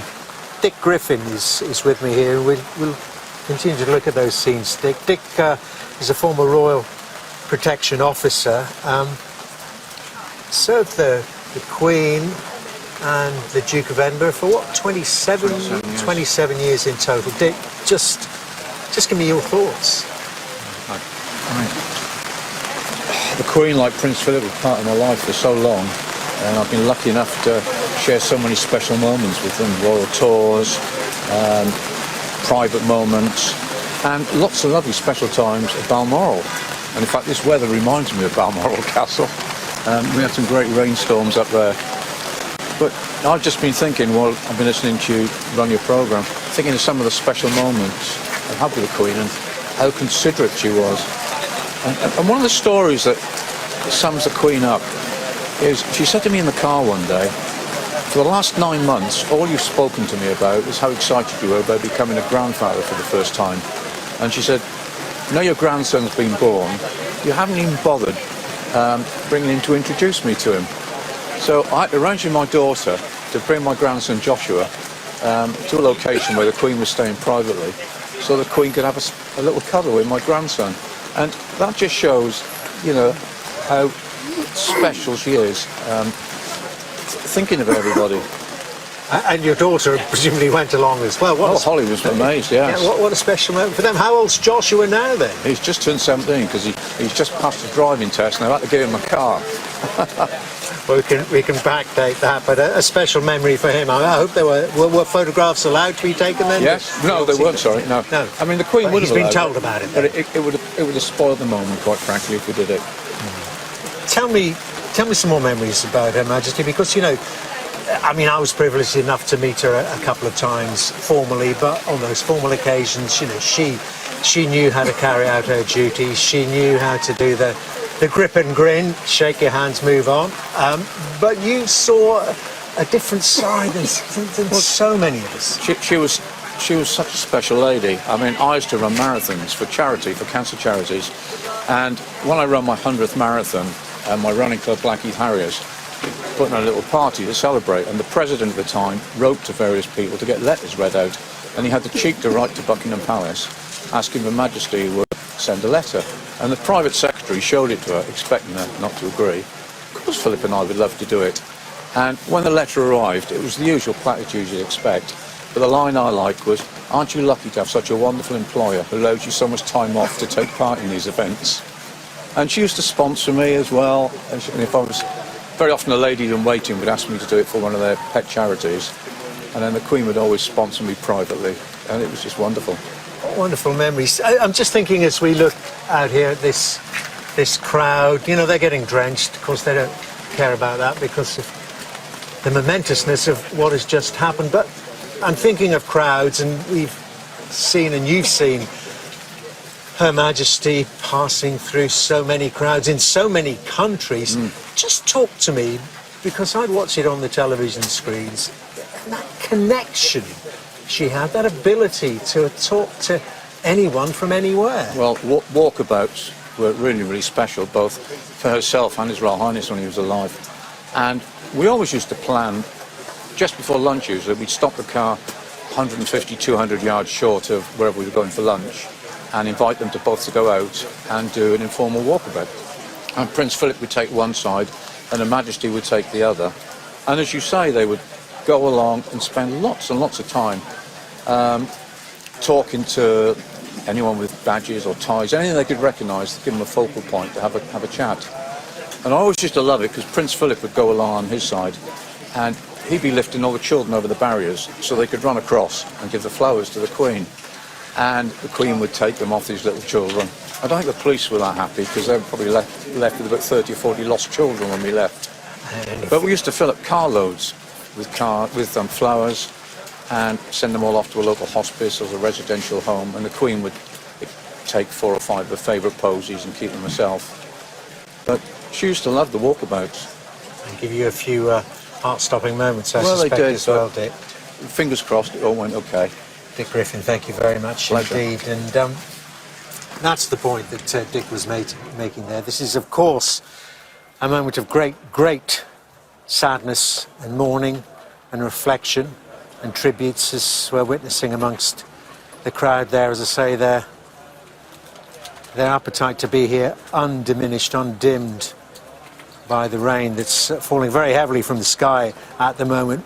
But it is also a moment, as is being observed, Sir Keir Starmer said it, of celebration of a life well lived, a life of service, a life of devotion and a life of dedication. And indeed those moments of humour, sometimes when we saw that yes, she was the Queen, yes, she was the monarch, yes, she had those hundreds of years of history, of pomp and circumstance and ceremony behind her, but behind it all, as we're hearing from Dick Griffin there, what a human being, what a privilege it was for him to sever, as he told us. And some happy memories, many happy memories of Balmoral Castle, where she passed today, surrounded by those she loved the most, those close family members who remain there. Let's cross to Balmoral now. And my colleague Mark Austin is there. And Mark, it's a very important point that people are making, and we are showing some wonderful pictures. We've got so many wonderful pictures of Her Majesty the Queen. We've got to celebrate her life as well, and appreciate that she did so much for us for so very, very long. Yeah, absolutely. And the point you keep making, I think, Dermot, is a very important one, that for the vast majority of people in this country, she is the only monarch that they have known until this day. And what is happening here in Balmoral is, well, it's a night of great sadness, clearly, but it is the gathering place tonight. Her family, King Charles is here, and Prince Harry has just arrived from Aberdeen Airport, so he is here with Prince William, who arrived earlier, and there will be huge mourning here, as there is around the rest of the country, but this was, as you say, a very special place for the Queen. It was her holiday home, to be quite honest about it. She loved it here. She came here every summer. She looked forward to coming here every summer, and she would always try never to be denied the opportunity to come here. She loved it. She loved the countryside. She loved the fresh air, and it was a place of great tranquility and peace for her. And tonight she is here, and I said a few moments ago that if there was a place that she would have wanted to have spent her last days, then I think it have been that place. And as I say, they're here tonight, her family, mourning and grieving, and also the people turned out this afternoon. In the time that I've been.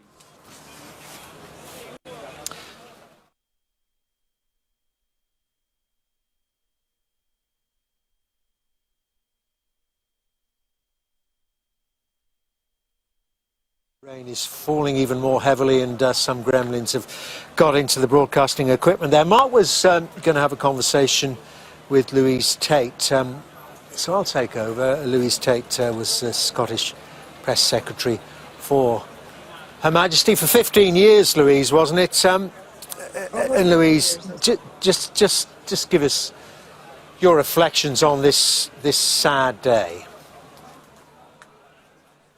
Well, it is a desperately sad day. Personally, I feel it, and I think many other people who perhaps didn't realise that they had a depth of feeling for this monarch will realise that we have lost someone who was just incredible, an amazing woman, and who was just such a constant in our lives for so long. and it's just a real blow. I think I think others felt we had more time.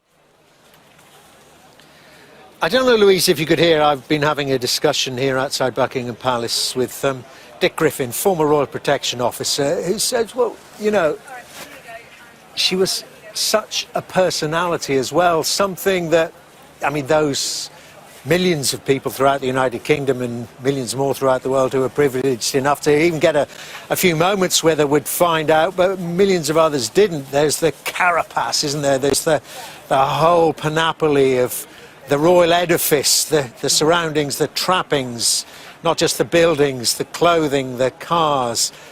But you got to see some of that as well, didn't you? The Queen as a human being. Could you just share a few memories with us?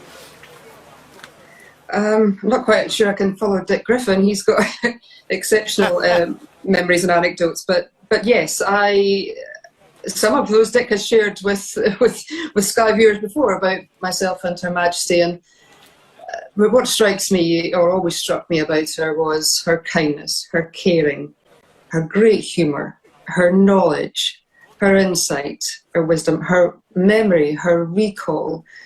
I can think of times where she was personally kind to me, but I can remember one conversation that I had with her before dinner. I was with colleagues and she joined us before dinner, and I was talking about something I had seen on the Scottish News Bulletin that evening, and it was about a paddle steamer who'd been part of the small ships, I think, at Dunkirk. So once she joined us, we carried on the conversation, and she started telling us about her memories of that day. And, well, first of all, you think, wow, that's amazing, you know, to speak to someone who remembers that day and seeing the images and living through it with everyone else. And then you realise she's the Queen. And you just realise, you know, you reflect on the changes that have happened during her reign. And I was in Dunkirk just recently and thought about that conversation, just last week, in fact. And that's, you know, this generation is vanishing very quickly. And I think we'll now realise how much they should be cherished, and as far as we can still cherish those who are left. And it's just desperately sad that the Queen, who was a member of that generation, we are losing, and we've lost her today. That is a really important point you're making, because, and we'll be examining, of course, that legacy a lot more over the next few weeks, but that connection particularly back to those really dark times of the Second World War, those pictures of the young princess doing her bit, the young princesses in uniform, that is the connection that is now lost. It's that sense of history that you know, it's just so important, and continuity, and it's a continuity of monarchy, and we still have that because we now have a king. But nevertheless, this, you know, it was referred to earlier by, I think, A.N. on a constitutional earthquake. We'll still feel it, and I think it'll take a few days for it actually to sink in.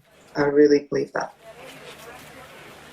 And just tell me about Balmoral. I know you've been talking earlier to us about it, but just remind us of, and place it in context, just how important Balmoral was, not just because of its location, partly because of its history, but also how the Queen could, just as much as was possible, could just be herself.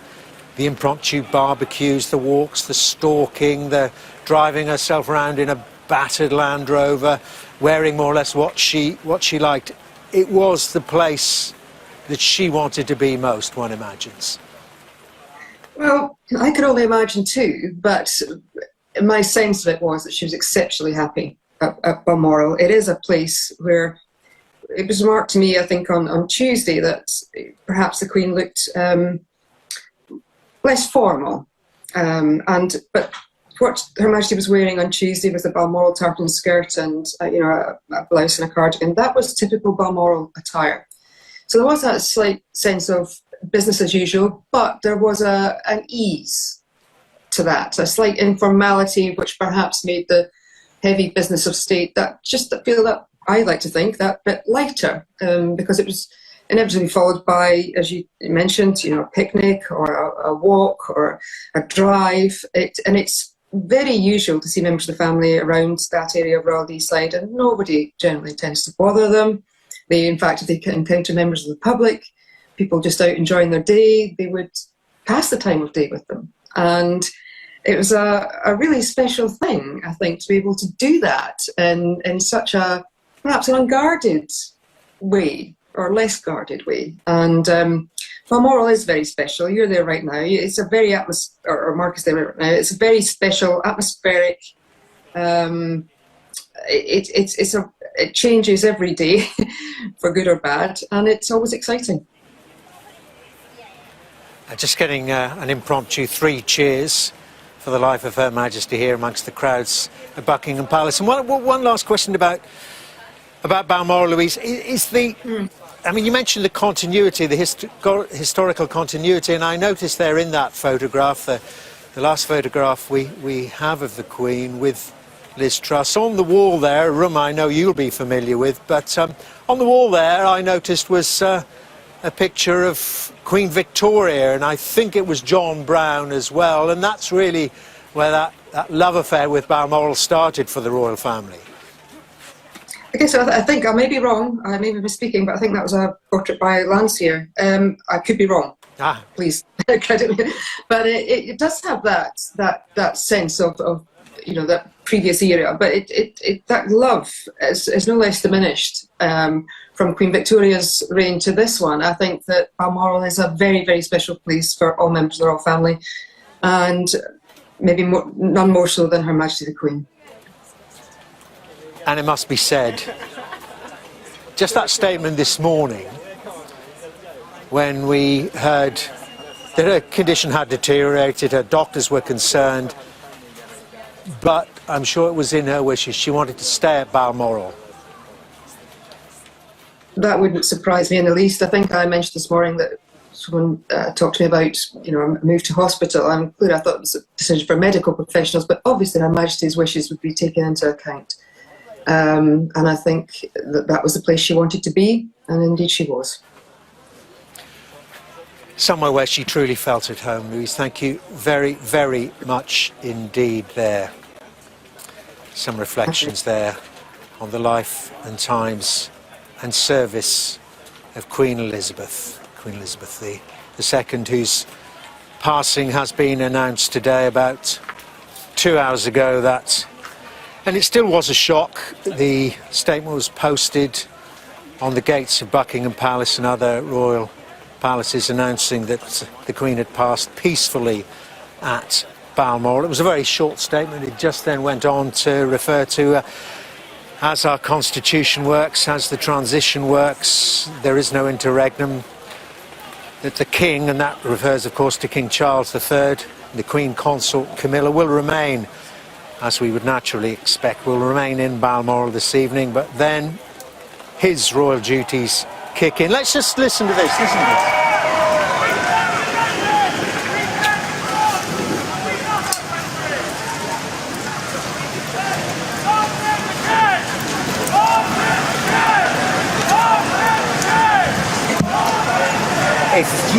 If you can't hear it, it's "Long Live the King."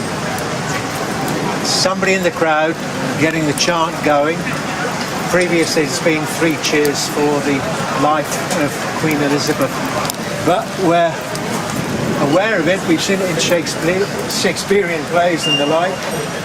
The King is dead, long live the King. Well, unfortunately the Queen is dead, and the chant's going up. Long live the King. Well, our royal correspondent Rhiannon Mills looks back now at the life of Queen Elizabeth.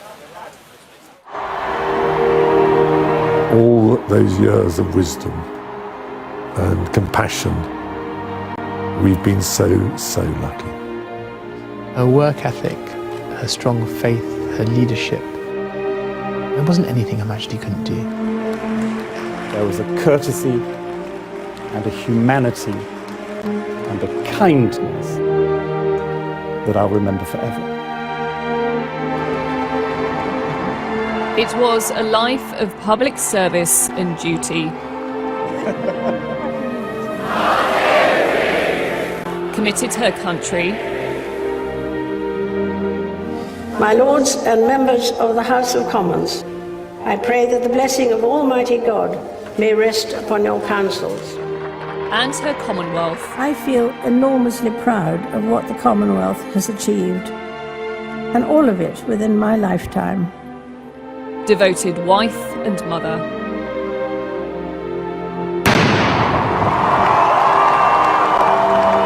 A constant figure of national pride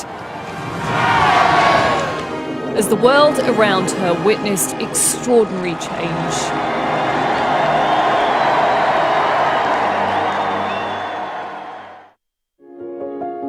Born in 1926, Princess Elizabeth wasn't expected to be Queen. Home videos show it was a happy childhood. In those days, it was such wonderfully unorganised fun, because, I mean, we played a game called Catching Happy Days, which involved rolling around the garden at great speed, catching the leaves as they fell off the trees. That kept us happy all day. Her destiny changed with the death of her grandfather and the abdication of her uncle. Her father was now king, and Elizabeth his heir. Her role for life was set, and her approach to it shaped by the Second World War. Clear even in her first broadcast when she was evacuated to Windsor. My sister Margaret Rose and I feel so much for you, as we know from experience what it means to be away from those we love most of all. The keep calm, carry on philosophy was absolutely embedded in her, I think. The princess became a member of the ATS. She joined the Auxiliary Territorial Service as others went off to fight. Lieutenant Mountbatten seems glad to be back at work again. Wartime also sparked the most important relationship of her life. She kept in touch with Prince Philip by writing letters. And in 1947, they got engaged.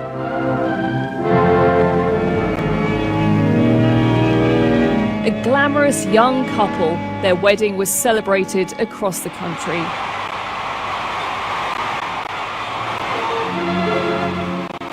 Soon, Prince Charles was born, followed by Princess Anne. They're taking the places of the King and Queen who would have gone but for His Majesty's illness. But duty called, her father was ill and they had to take his place on a tour of the Commonwealth.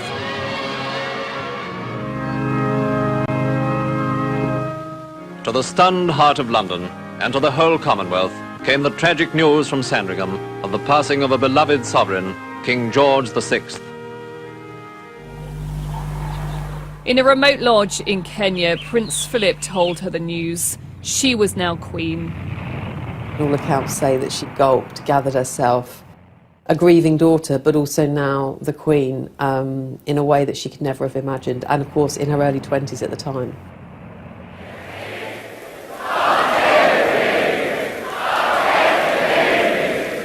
The following year came her coronation, broadcast for the first time on television.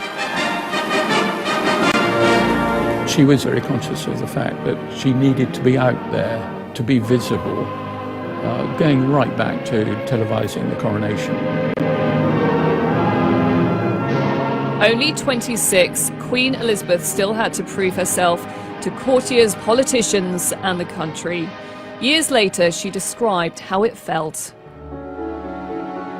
In a way, I didn't have an apprenticeship. My father died much too young. It was all a very sudden kind of taking on and making the best job you can.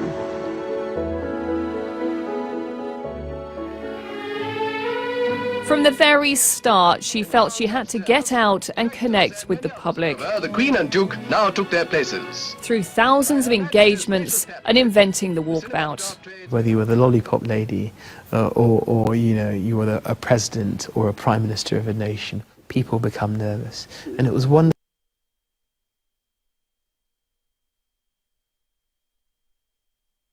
When blanks were fired at Trooping the Colour, the Queen was constantly on duty. With constitutional responsibilities, and weekly audiences with her prime ministers. For someone who'd been a little boy in the streets of Durham waving a flag when she drove through in the 1960s, and suddenly there you were prime minister, virtually alone of all the people that you knew anything that you said to her stayed within the room. Always displaying her support for the military. The principle of listening to what she thought Churchill might have done in similar conditions or circumstances to what I found myself in. It was those sort of conversations that I learned a huge amount from and will treasure forever. It's really nice comments, including one from President Biden. Oh, that's very kind. As every day there were red boxes full of state papers to deal with. Do we think that this is a good idea? Do we know what it's about? She was a wonderful boss. We used to put up a red box every evening, and we knew that she would have been through them and it would be back on our desk the next morning at 8 o'clock. It was extraordinary how she did this day after day throughout her reign. It wasn't just matters at home. As head of the Commonwealth and Queen of other realms, she travelled more than any other head of state. I remember going to Uganda for the Commonwealth Heads of Government Conference, and from the airport to the hotel, I don't think I've ever seen crowds like it. Always conducting her own powerful form of soft diplomacy. I did get a sense how concerned she was sometimes about some of the conflicts, some of the challenges. She can have a personal conversation which, helps to move on some really quite difficult and tricky political moments. I think we haven't get too weighty. Very nice to see you. Yeah. They melt around her. And I've seen the strongest men just literally sort of become putty in their fingers. They are all in awe of her. Uachtaráin agus a coide. The first British monarch to visit the Republic of Ireland in 100 years. She was a figurehead of unity and stability. She never wavered from duty or service. And in uncertain times, people need anchors. We've lost one of our most important anchors. I'm very glad to have been able to join you today. There at times of national tragedy, including the coronavirus pandemic. Adapting the way she worked to reach out, set an example, and rally the nation with messages of resilience. We should take comfort that while we may have more still to endure, better days will return. We will be with our friends again. We will be with our families again. We will meet again. Her Majesty is the warrior queen. She has done it. She's been there. When Her Majesty dressed the nation, it's the empathy. We're all in this together, but it's going to be okay. My grandfather broadcast the first of these Christmas messages. Her Christmas broadcast every year was her chance to send a personal message. It's no surprise that families so often treasure their Christmas routines. Because behind the formality was an utterly devoted wife and mother. Prince Andrew, 5 last February, probably feels quite senior now that he has a baby brother. The family is very close together, and we do enjoy spending time. And she's always made time all the way through her life. And yes, there have been those particular moments of the year when that very much comes first. When we were very young, obviously, it was harder for her to have so much time. And we were obviously living elsewhere as well, so we were never really all together in the same place. But whenever we had the family moments and we met up, she'd be very keen on watching what the children were up to. And I think there were moments when she loved the noise and running around the house. It kind of brought the house to life, and it kind of made the real family atmosphere. I think that'll be strong enough. We see if this is strong enough to... Get off. I wanted to say. While she was head of state, Philip was head of the family and a huge support. Come around this side. Nasty feeling, there isn't another brother left. They were a couple with a different relationship than many people have. but he learnt to live with that. Very difficult to be a monarch with the degree of responsibility that you have without a very good partnership to back you up. When there were tough moments, if he was around, it was hugely important. You could see them working a crowd or working a walkabout. You watch it, they'll stop you. It wasn't planned, it was instinct. They both had the same metabolic clock, I think. In 2021, she said goodbye to her beloved husband and dedicated consort.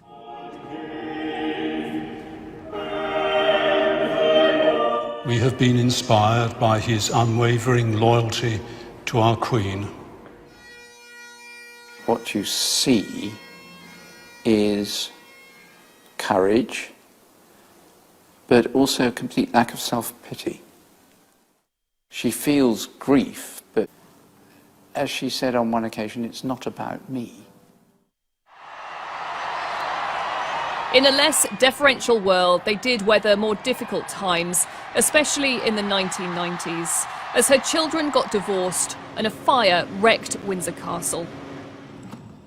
In the words of one of my more sympathetic correspondents, it has turned out to be an annus horribilis.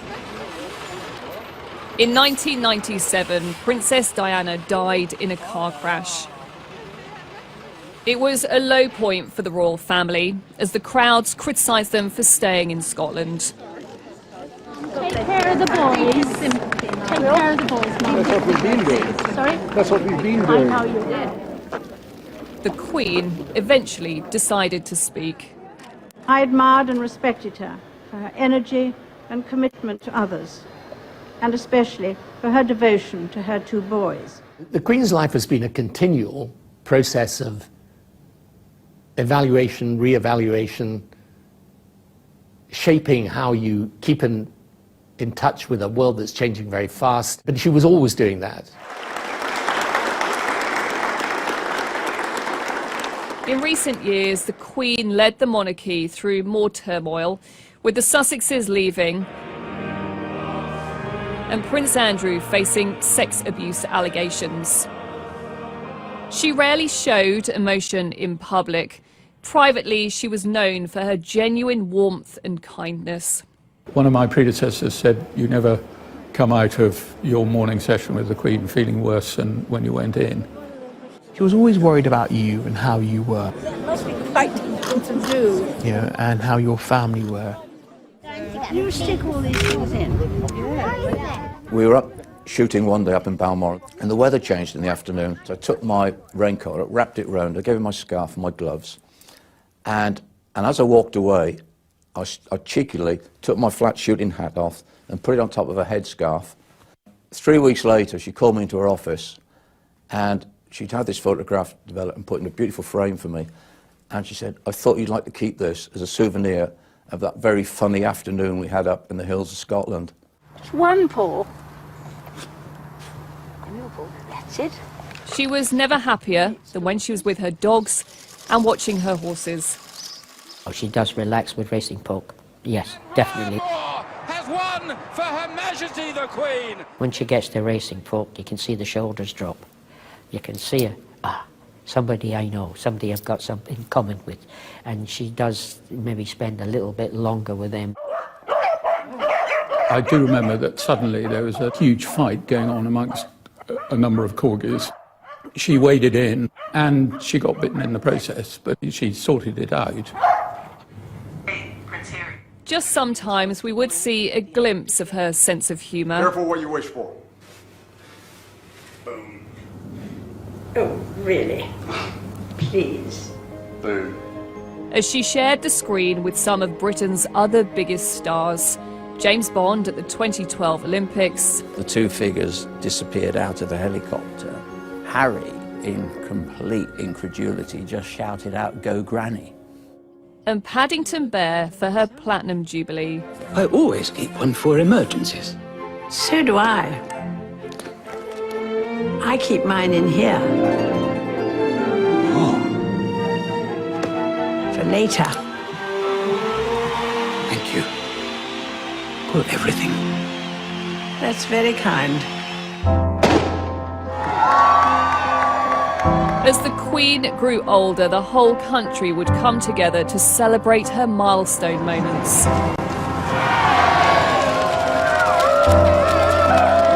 She would go on to become Britain's longest reigning monarch. Inevitably, a long life can pass by many milestones. My own is no exception.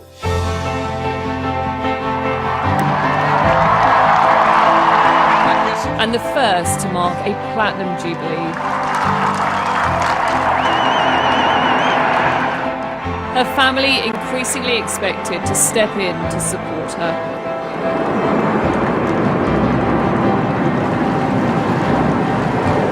The Queen's remarkable reign and the stability it brought, helping to secure the future of the monarchy as her family continued to grow.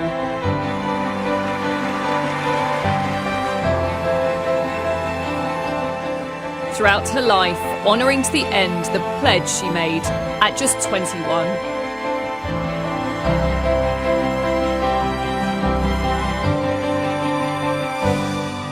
I declare before you all that my whole life, whether it be long or short, shall be devoted to your service and to the service of our great imperial family to which we all belong.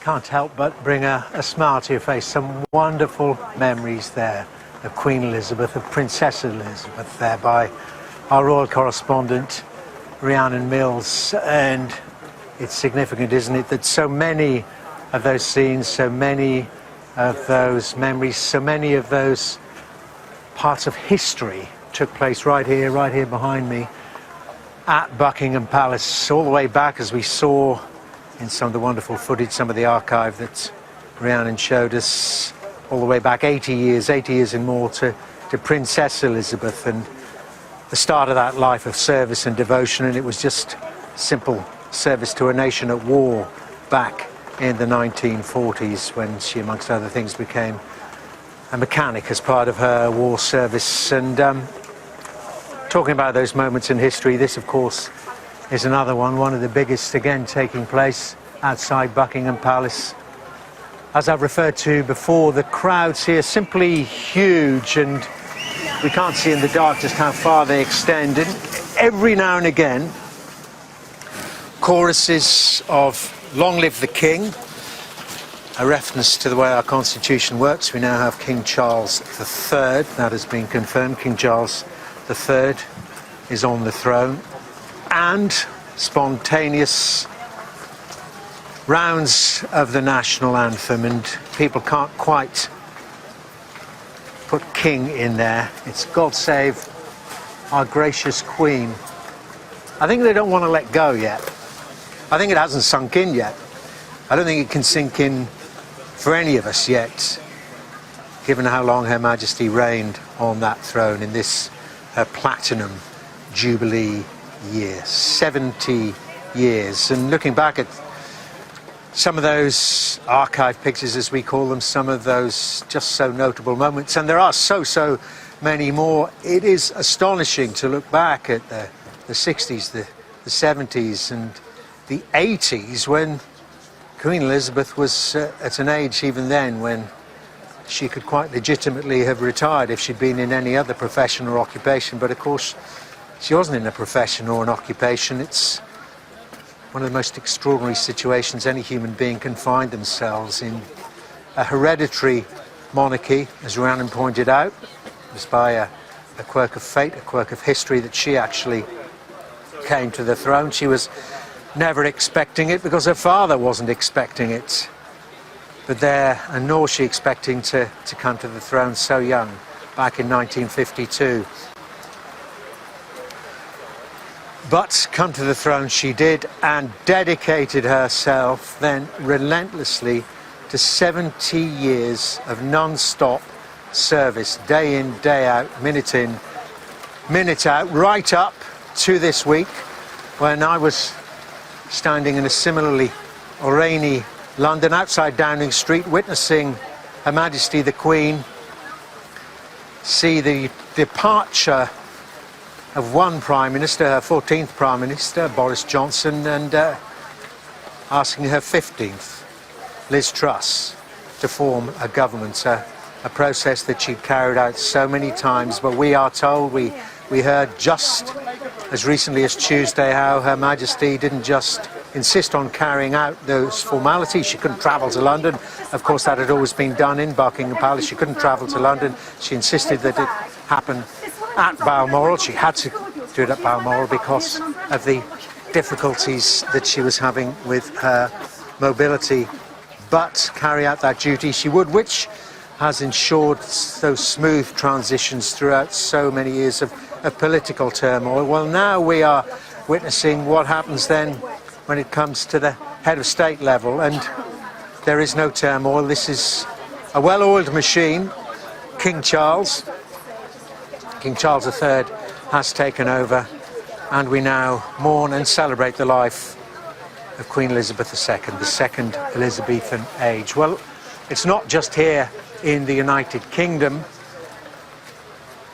where we are absorbing this momentous news. Of course, one of our closest allies, the special relationship, you know what I'm talking about, a nation, of course, which would have many reasons for not perhaps celebrating and appreciating our royal family. It is, of course, the United States. I'm joined now by our US correspondent, Mark Stone. And Mark, just tell us about the tributes there, in particular, first of all, from President Biden. Well, goodness me, Dermot, they do appreciate her reign. They do recognise what an extraordinary woman she was here in the United States. It was the Queen herself who said to President H.W. Bush a few decades ago, "No wonder I cannot feel a stranger here," she said. "The British have never felt America to be a foreign land. Here we feel comfortable and among friends." And you mentioned the special relationship. Well, that special relationship was brought up by President Biden in his statement, which was released just a short time ago. I'll read a bit of it to you. He says, "Her Majesty Queen Elizabeth II was more than a monarch. She defined an era. Queen Elizabeth II was a stateswoman of unmatched dignity and constancy, who deepened the bedrock alliance between the United Kingdom and the United States. She helped make our special relationship." He goes on to say, "All told, she met 14 American presidents. She helped Americans commemorate both the anniversary of the founding of Jamestown and the bicentennial of our independence. And she stood in solidarity with the United States during our darkest days after 9/11, when she poignantly reminded us that grief is the price we pay for love." And I think that quote, "Grief is the price we pay for love," will be something that many people across the world are feeling today. The President also in his statement said that she charmed us with her wit, she moved us with her kindness, and generously shared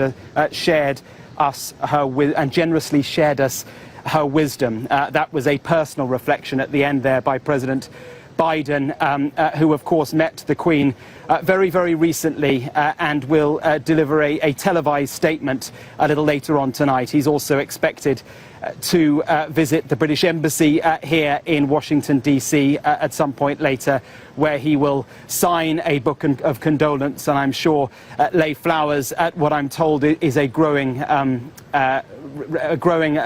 area of flowers where people are paying their respects here in the US Capitol. And Mark, just quickly, just that point I alluded to, of course, there was the American War of Independence. It used to be one of the colonies. Why is the United States now, 200 and more odd years on, why is the United States so besotted with the royal family? The Queen of England, as they call her. They always reference that. And, you know, just now as I came into the White House, the Secret Service security guards said to us, "Oh, we've just heard the news. Our condolences to you at my son's school. American parents were reflecting on the news as well. It's something that has touched the entire nation. You know, I don't have a simple answer for the closeness with which Americans hold the British royal family, but so they do in every state of this land. And as the President pointed out, she met 13 of the last 14 presidents. The only US president she didn't meet, Lyndon Johnson, but all the others, going back to Truman, to Eisenhower, to Kennedy, she knew them all, she met them all, and the families of those presidents are reflecting on the loss, and those presidents who are still alive have all released very personal and very touching statements.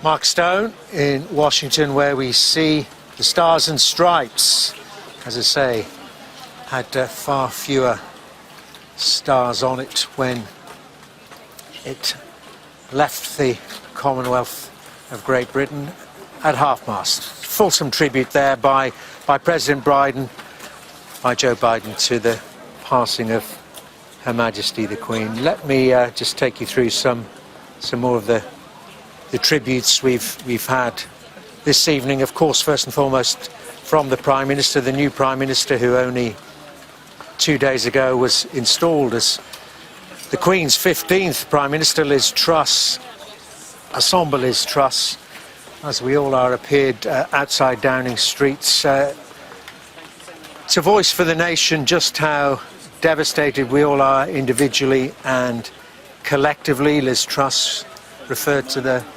personal inspiration that she had gained from Her Majesty the Queen, and reflecting on the task that she has politically ahead of her, and Liz Truss particularly highlighting, as we all are, her devotion to duty. And just taking in some of the cheers outside Buckingham Palace here, but just to single out one of the phrases that the Prime Minister used. The Queen Elizabeth was the rock on which modern Britain is built. And given the enormity of the change that the United Kingdom has witnessed over those 70 years, that couldn't be more apt. I'll continue with some more of those statements, those tributes, in a moment or two, but it's just worth me, I'm not sure if you can hear on our microphones, just some of the impromptu cheers and chants and songs which people are breaking into outside Buckingham Palace. They're all pretty solemn, and of course our spirits are all dampened anyway, but there is an element of joy, of celebration, of a life well lived, of service well given.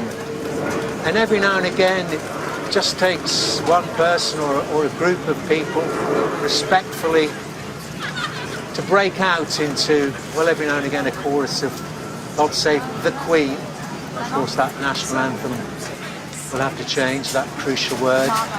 And long live the King, because that is the way it works, that is the way it has worked. The sadness of Prince Charles is now being translated, well, that sadness remains, of course it does. His mother has just passed away, but it now is the duty of King Charles III, who is spending the remainder of the evening at Balmoral alongside his family. They managed to be with the Queen in her final hours.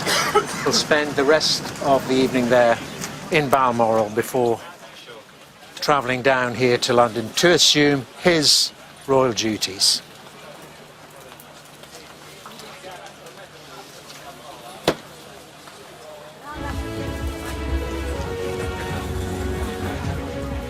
Good evening, you're watching Sky News on a momentous day for the nation.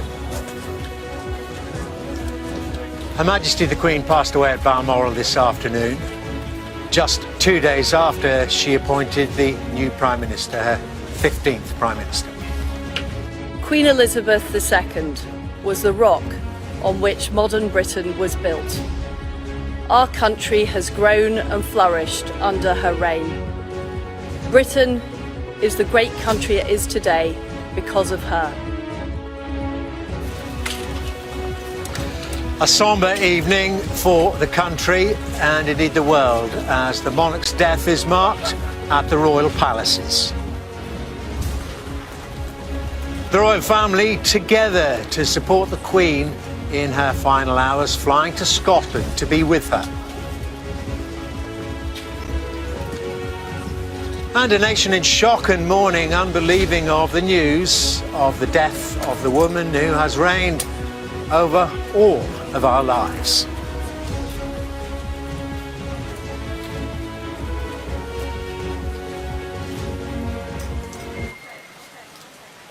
Good evening. It's a moment unlike any other in the last 70 years. The passing of a monarch unlike any other. Her Majesty the Queen, Queen Elizabeth II, died this afternoon at the age of 96. It was at her beloved home, the Palace of Balmoral, and was, Buckingham Palace said, peaceful.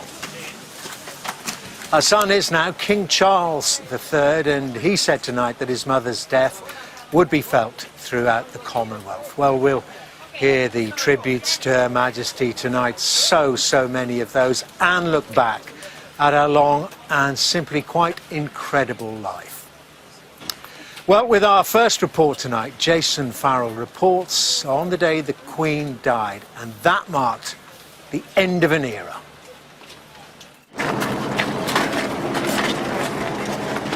At some point today, nearly everyone will have stopped what they were doing and absorbed the news. A notice was placed at Buckingham Palace. Flags were lowered. Our longest-serving monarch is gone. Only on Tuesday did she look robust, appointing the 15th Prime Minister to serve during her reign. In a statement, His Majesty the King said, "The death of my beloved mother, Her Majesty the Queen, is a moment of the greatest sadness for me and all members of my family. We mourn profoundly the passing of a cherished sovereign and a much-loved mother. I know her loss will be deeply felt throughout the country, the realms and the Commonwealth, and by countless people around the world. During this period of mourning and change, my family and I will be comforted and sustained by our knowledge of the respect and deep affection in which the Queen was so widely held." We are all devastated by the news that we have just heard from Balmoral. The death of Her Majesty the Queen is a huge shock to the nation and to the world. Queen Elizabeth II was the rock on which modern Britain was built. Our country has grown and flourished under her reign. Britain is the great country it is today because of her. She ascended the throne just after the Second World War. She championed the development of the Commonwealth from a small group of 7 countries to a family of 56 nations, spanning every continent of the world. We are now a modern, thriving, dynamic nation.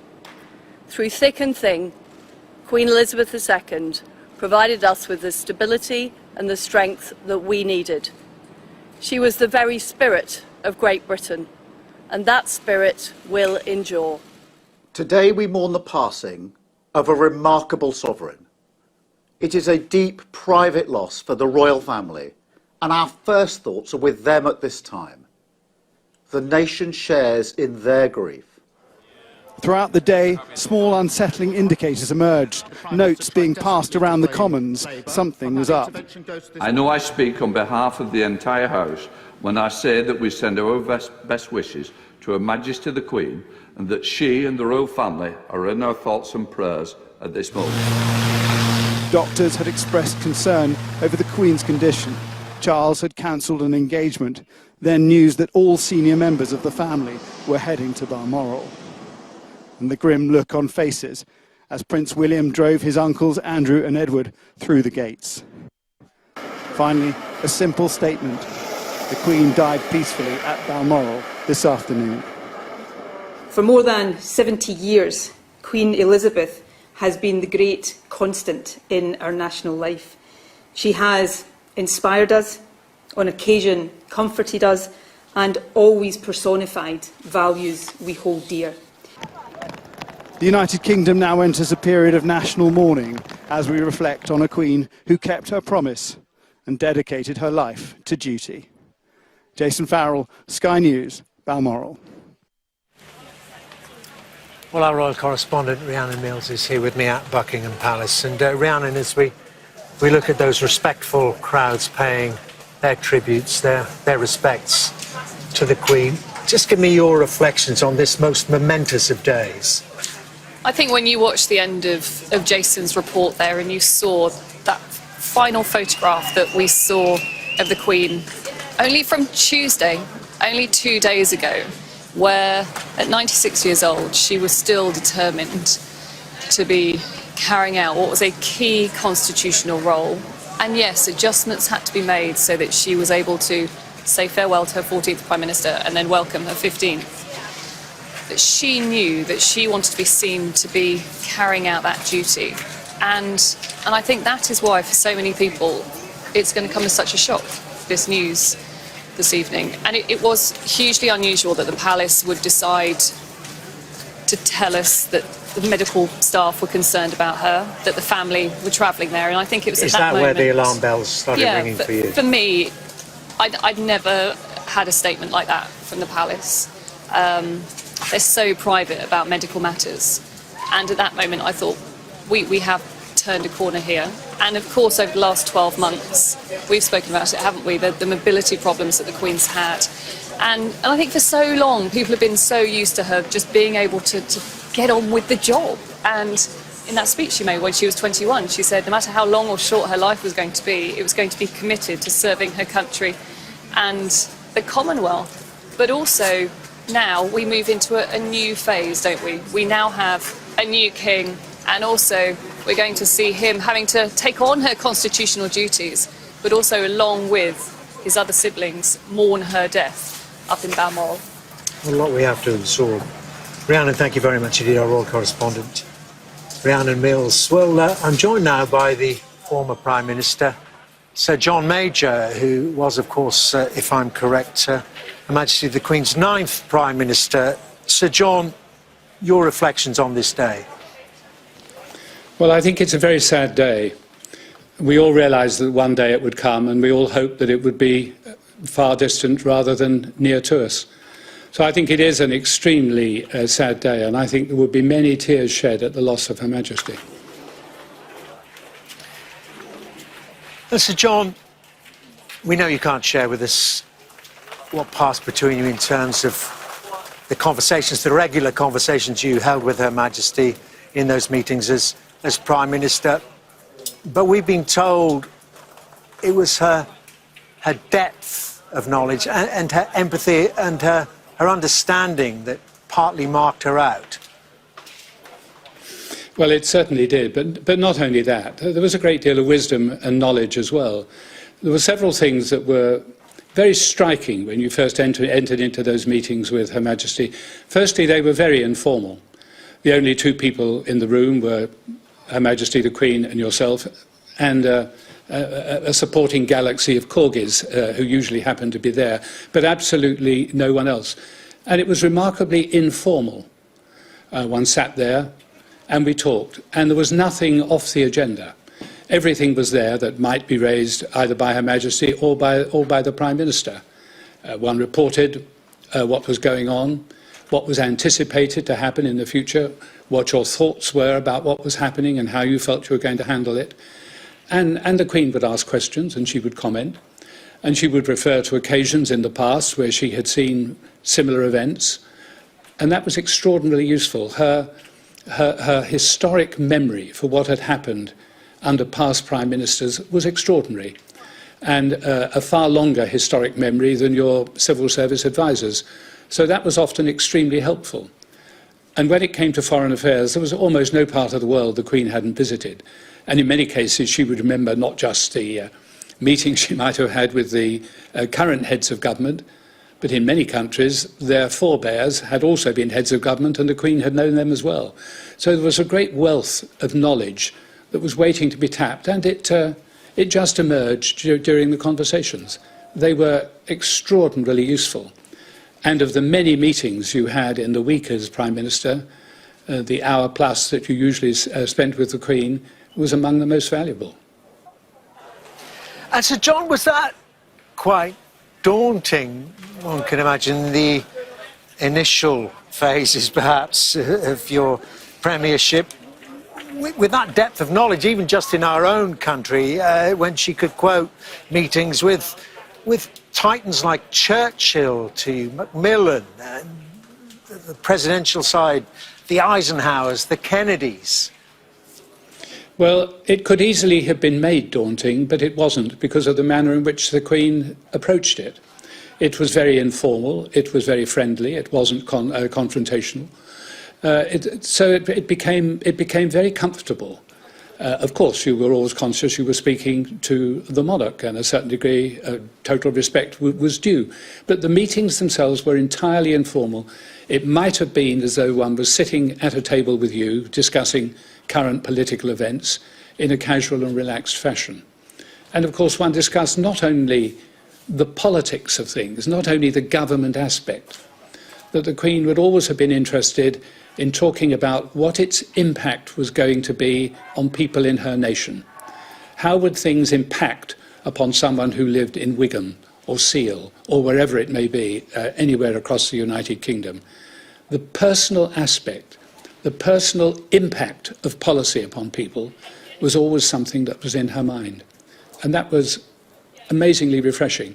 And at first you were quite astonished at the extent and depth of understanding that the monarch had about the lives that perfectly everyday people lived. And they were turbulent times 30 years ago. Let's talk about, for the nation, on the political side. Of course, we had our economic troubles, perhaps some parallels with where we are now in 2022. And of course, let's not forget, there was a violent conflict taking place within the United Kingdom, that peace process that you started to negotiate. And Her Majesty the Queen, kind of symbol of stability amongst all that. Her Majesty was a unifier. She was extraordinarily interested in the peace process and how the peace process was developing and how far we thought it would go and who we could bring in to help. Who were the people who were actually standing in the way? What were the problems that existed? How did we think we could overcome it? Did we think a solution was possible? How long would it take? All those were the sort of matters that we would have discussed. But her interest in ending the divisions, indeed the hatreds, and the problems that existed in Northern Ireland, her interest in seeing that solved was remarkable.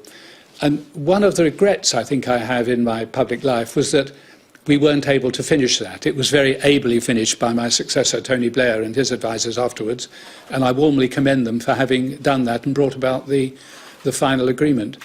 And I think if I have a regret, it's that I didn't finish it. And if I had a second regret, it would be that when the Queen made her remarkable visit to Ireland a few years afterwards, that I was out of government and no longer there. But her interest in that was total. And just while we're on that, Sir John, you mentioned that visit to Northern Ireland, that remarkable scene, symbol of forgiveness when she shook Martin McGuinness's hand, former head of the IRA that had murdered Dickie Mountbatten. It was a remarkable moment of forgiveness. It was a remarkable act of stateswomanship, I should say. And it took a remarkable woman to do it. But it was necessary. She knew it would help, and she was prepared to do it. I have absolutely no doubt that she was entirely happy to make that visit and to make the gestures that were necessary to seal the work that was coming towards fruition. And it was very valuable. She was, as I said, a unifier. That was her natural instinct. Her natural instinct was not to create division, but to bring people together.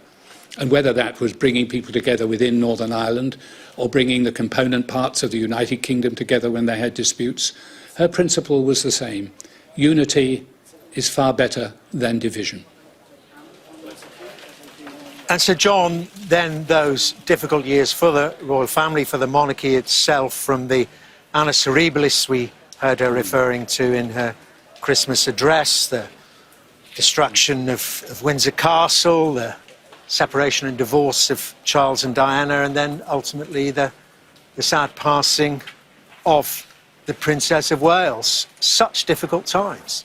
They were very difficult times in the 90s. I mean, the Annus Horribilis and the fire at Windsor in 1992, I remember very plainly indeed.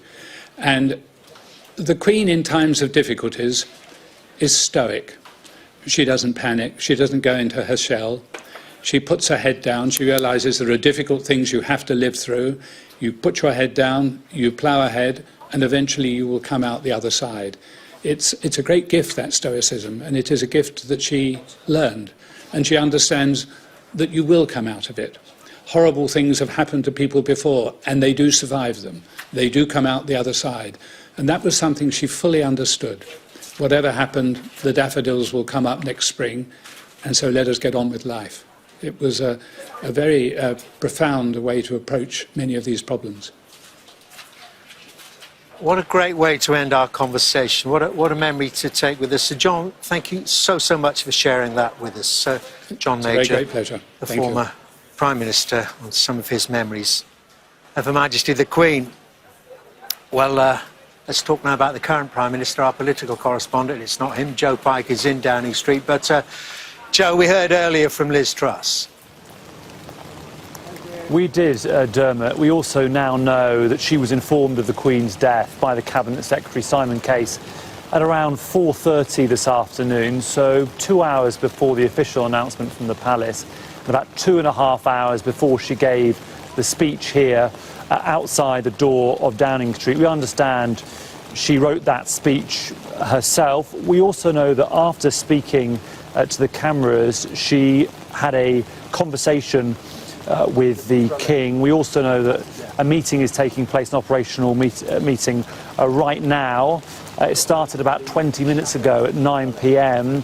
It is a meeting to discuss what happens next, led by the Prime Minister.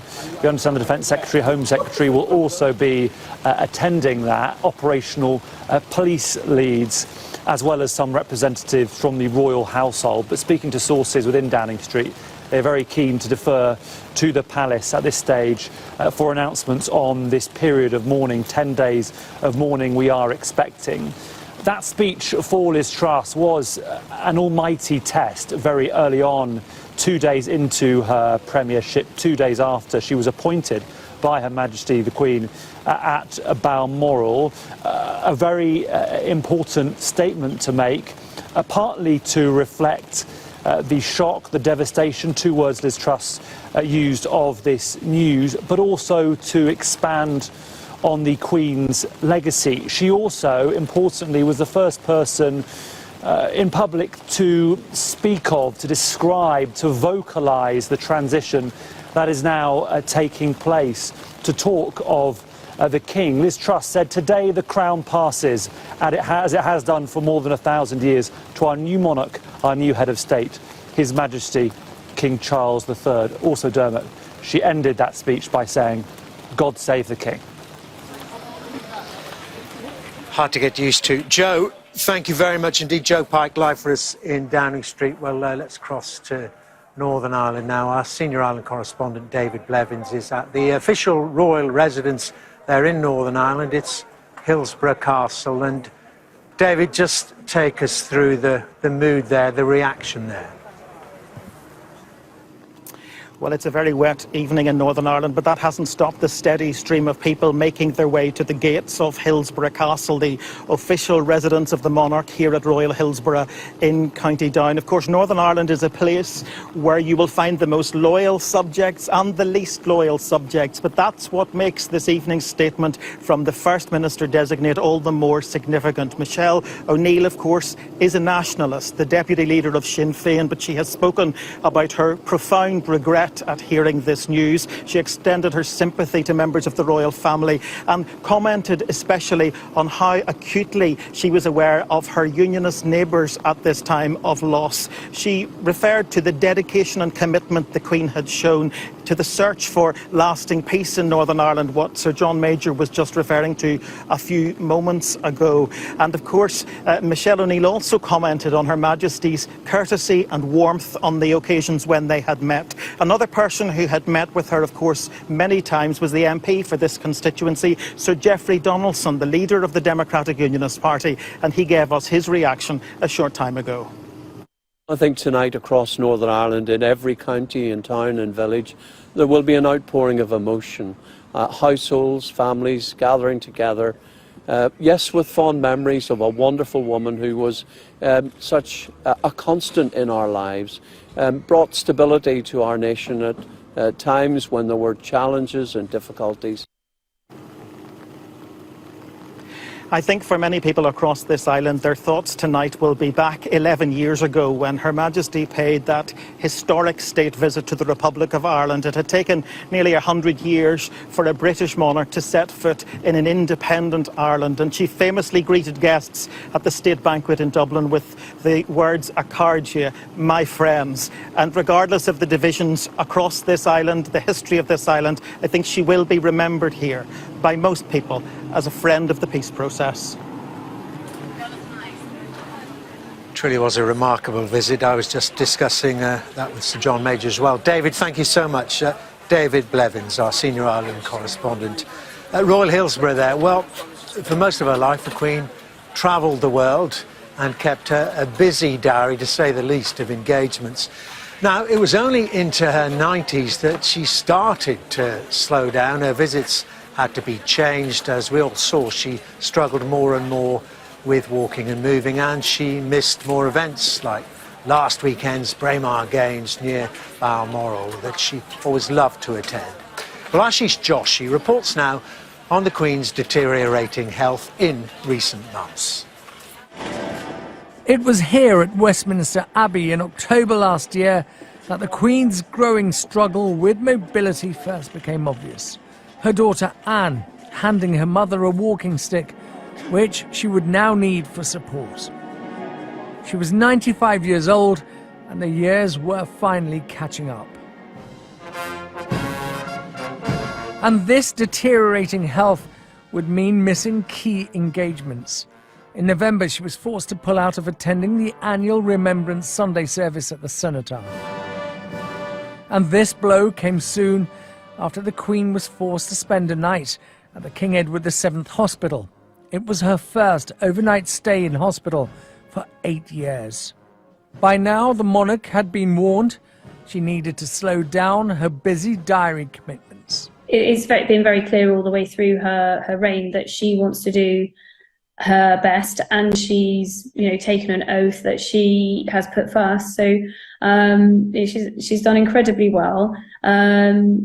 And yeah, worked an awful lot longer than most of the people in this world. So yeah, well done. In her 96 years, she has rarely been ill. She had surgery on her knees in 2003 and was back in hospital in 2013 after a bout of gastroenteritis. Even COVID did not seem to have a major impact on her health. The Queen caught the virus in February 2022. She told medics and bereaved families about the effect it had had on her. It does leave one very tired and exhausted, doesn't it? But there were other things that troubled her that the Queen would never share in public. Allegations surrounding her son Andrew and a deepening family rift involving Harry and Meghan, which would undoubtedly have caused her much stress. But there is one major trauma that would have impacted the Queen's health like no other. The loss of her husband, Prince Philip, in April last year. This heartbreaking image of a woman separated from her life partner. It can only hint at the all-consuming grief. The Queen's gone through a really major life event, losing a life partner, and it's not uncommon that we hear stories that people who have undergone such a loss really find the following years really very difficult. And obviously grief has many effects, doesn't it, on our psychology, but also maybe on other physiological aspects like immune system. It might also change behavior, which then leads to changes in muscle strength and ability to, again, cope with those activities of daily living. So I guess there is going to be an effect of losing a life partner. Slowly, showing the resilience that had endeared her to millions, the Queen returned to public life, albeit in a much more limited way. Her passions kept her going, indulging her love of horses in Windsor and using a buggy to tour the Chelsea Flower Show. These shorter engagements were just about manageable. By June, however, the Queen was forced to limit her attendances at her own Jubilee celebrations. A month afterwards, she undertook what would be one of her last public engagements, the opening of a hospice in Windsor.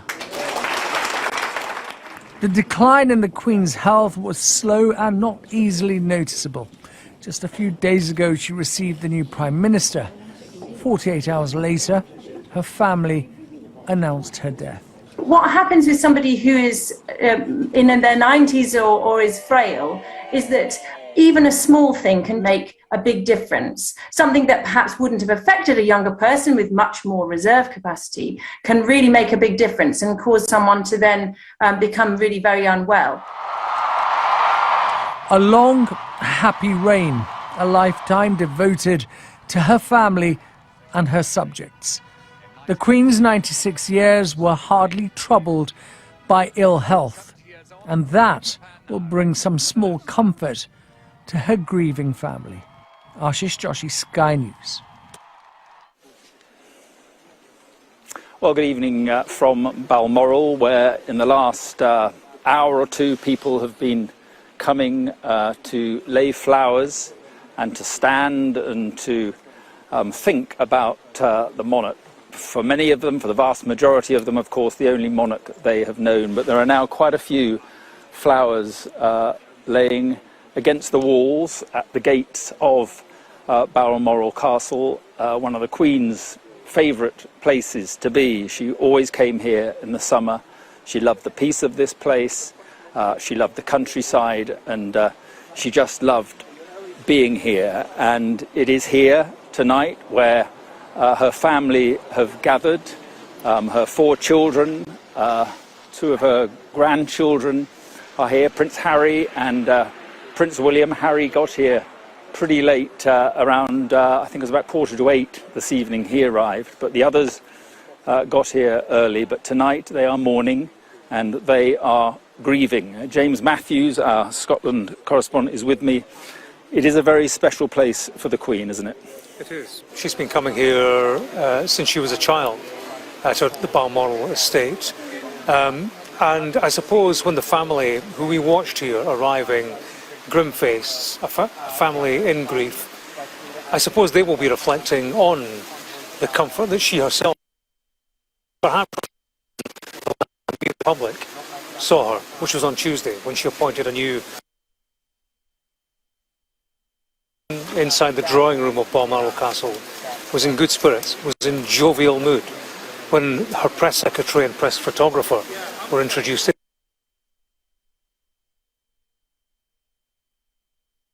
were detaining, of course, Liz Truss above Aberdeen Airport. So she was in good form, in a place where she felt comfortable, a place where she liked, where she had known family gatherings, family holidays throughout her time. It was a secluded place where a mother, a grandmother, away from the pressure of public duty.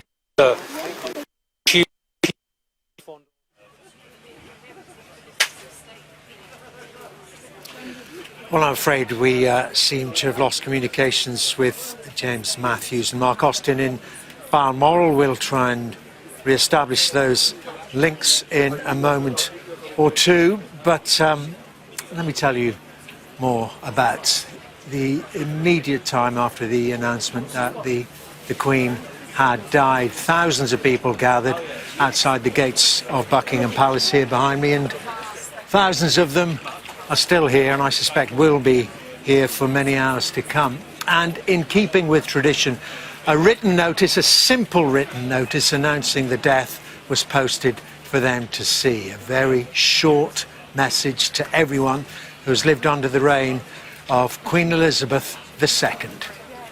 Well, Katie Spencer reports now from Buckingham Palace on a nation in shock and mourning.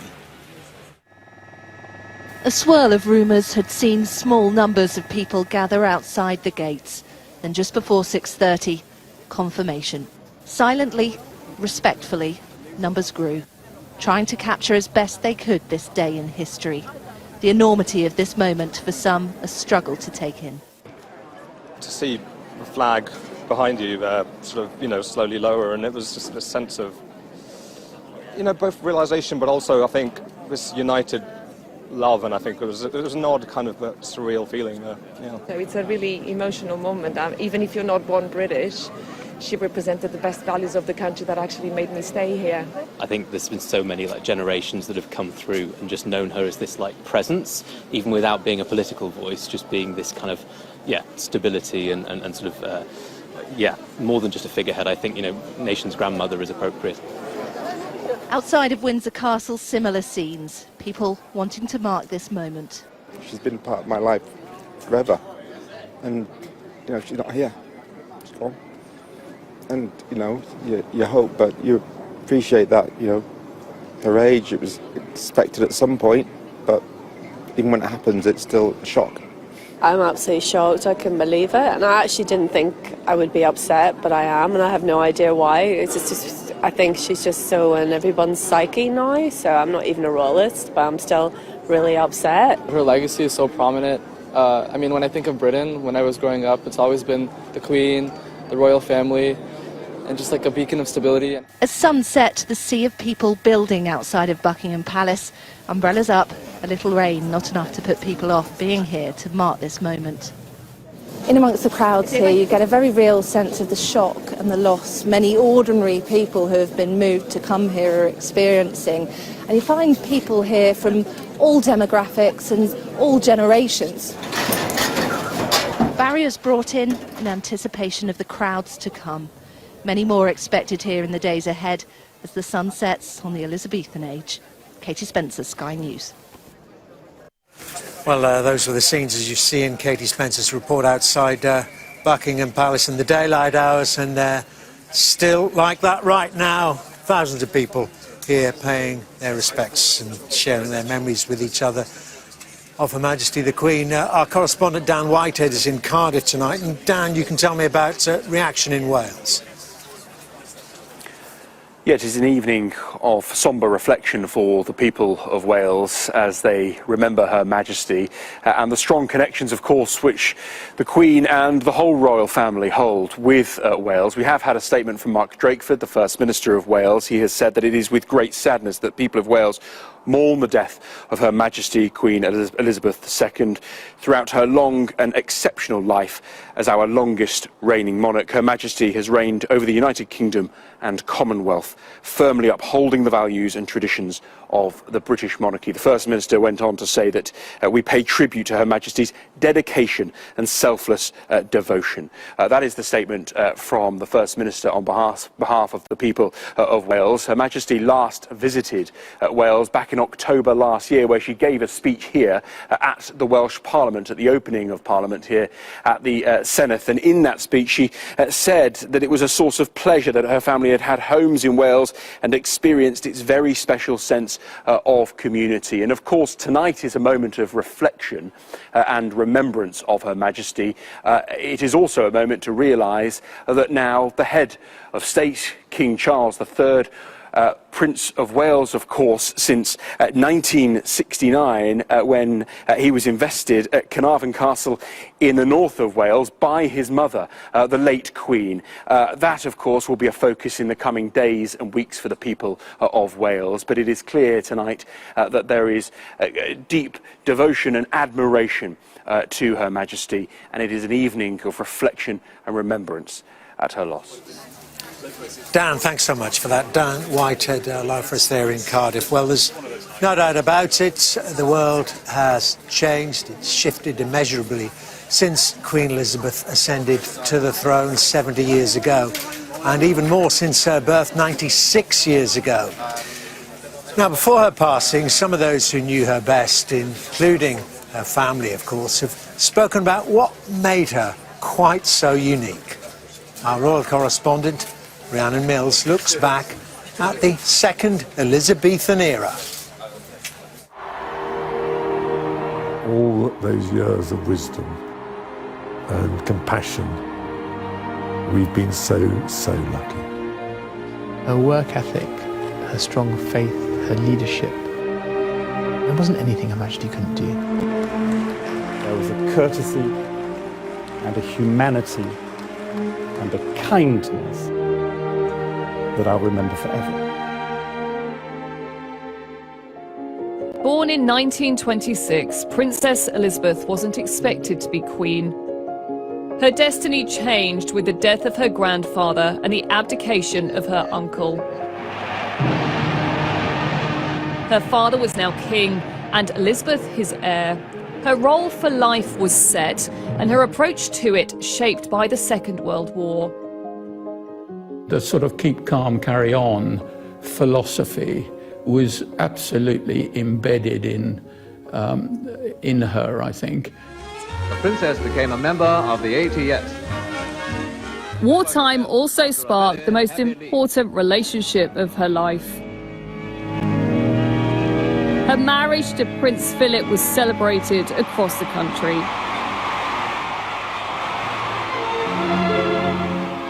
Soon, Prince Charles was born, followed by Princess Anne. They're taking the places of the king and queen who would have gone but for His Majesty's illness. But duty called, her father was ill and they had to take his place on a tour of the Commonwealth.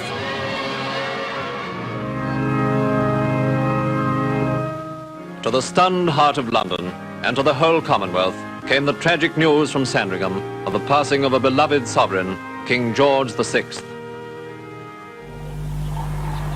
In a remote lodge in Kenya, Prince Philip told her the news. She was now queen.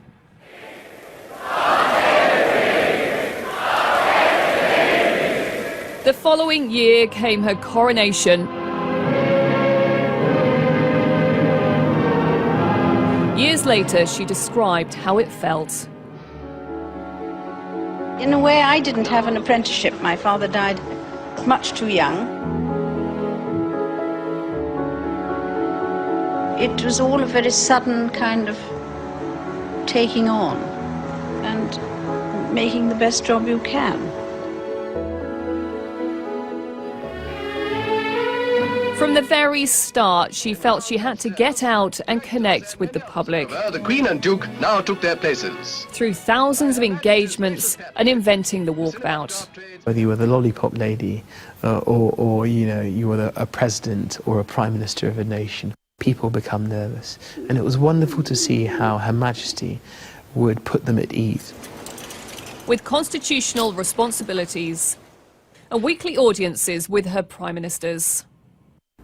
Virtually alone, of all the people that you knew anything that you said to us stayed within the room. Do we think that this is a good idea? Do we know what it's about? She was a wonderful boss. We used to put up a red box every evening, and we knew that she would have been through them and it would be back on our desk the next morning at 8 o'clock. The principle of listening to what she thought Churchill might have done in similar conditions or circumstances to what I found myself in. It was those sort of conversations that I learned a huge amount from and will treasure forever. As head of the Commonwealth and Queen of other realms, she travelled more than any other head of state, always conducting her own powerful form of soft diplomacy. She can have a personal conversation which, helps to move on some really quite difficult and tricky political moments. Uachtaráin agus a coide. The first British monarch to visit the Republic of Ireland in 100 years. She was a figurehead of unity and stability. She never wavered from duty or service. And in uncertain times, people need anchors. We've lost one of our most important anchors. I'm very glad to have been able to join you today. Often she adapted the way that she worked, such as during the coronavirus pandemic, to reach out, set an example, and rally the nation with messages of resilience. We will be with our friends again. We will be with our families again. We will meet again. Her Majesty is the warrior queen. She has done it. She's been there. When Her Majesty dressed the nation, it's the empathy. We're all in this together, but it's going to be okay. Behind the formality was an utterly devoted wife and mother. The family is very close together, and we do enjoy spending time. And she's always made time all the way through her life. And yes, there have been those particular moments of the year when that very much comes first. Whenever we had the family moments and we met up, she'd be very keen on watching what the children were up to. And I think there were moments when she loved the noise and running around the house. It kind of brought the house to life, and it kind of made the real family atmosphere. We see if this is strong enough to... Get on, get on. I wanted to say. While she was head of state, Philip was head of the family and a huge support. Come around this side. They were a couple with a different relationship than many people have, but he learnt to live with that. It's difficult to be a monarch with the degree of responsibility that you have without a very good partnership to back you up. In 2021, she said goodbye to her beloved husband and dedicated consort. What you see is courage, but also a complete lack of self-pity. She feels grief, but as she said on one occasion, it's not about me. In a less deferential world, they did weather more difficult times, especially in the 1990s, as her children got divorced and a fire wrecked Windsor Castle. It has turned out to be an annus horribilis. In 1997, Princess Diana died in a car crash. It was a low point for the royal family, as the crowds criticised them for staying in Scotland. The Queen's life has been a continual process of shaping how you keep in touch with a world that's changing very fast, but she was always doing that. In recent years, the Queen led the monarchy through more turmoil. She rarely showed emotion in public.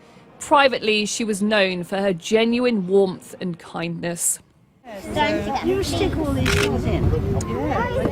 We were up shooting one day up in Balmoral, and the weather changed in the afternoon, so I took my raincoat, wrapped it round, I gave him my scarf and my gloves, and as I walked away, I cheekily took my flat shooting hat off and put it on top of her headscarf. 3 weeks later, she called me into her office, and she'd had this photograph developed and put in a beautiful frame for me, and she said, "I thought you'd like to keep this as a souvenir." That's it. She was never happier than when she was with her dogs and watching her horses. And just sometimes we'd see a glimpse of her sense of humour. I always keep one for emergencies. So do I. I keep mine in here. Oh. For later.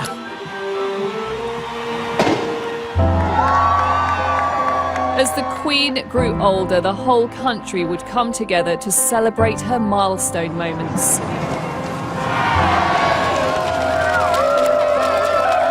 She would go on to become Britain's longest reigning monarch. Inevitably, a long life can pass by many milestones. My own is no exception.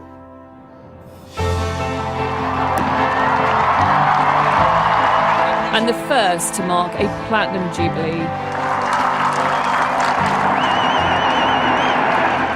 Her family increasingly expected to step in to support her.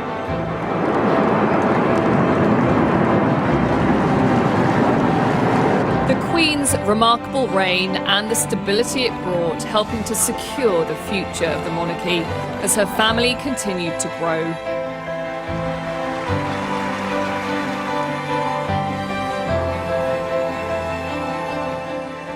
Throughout her life, honouring to the end the pledge she made at just 21.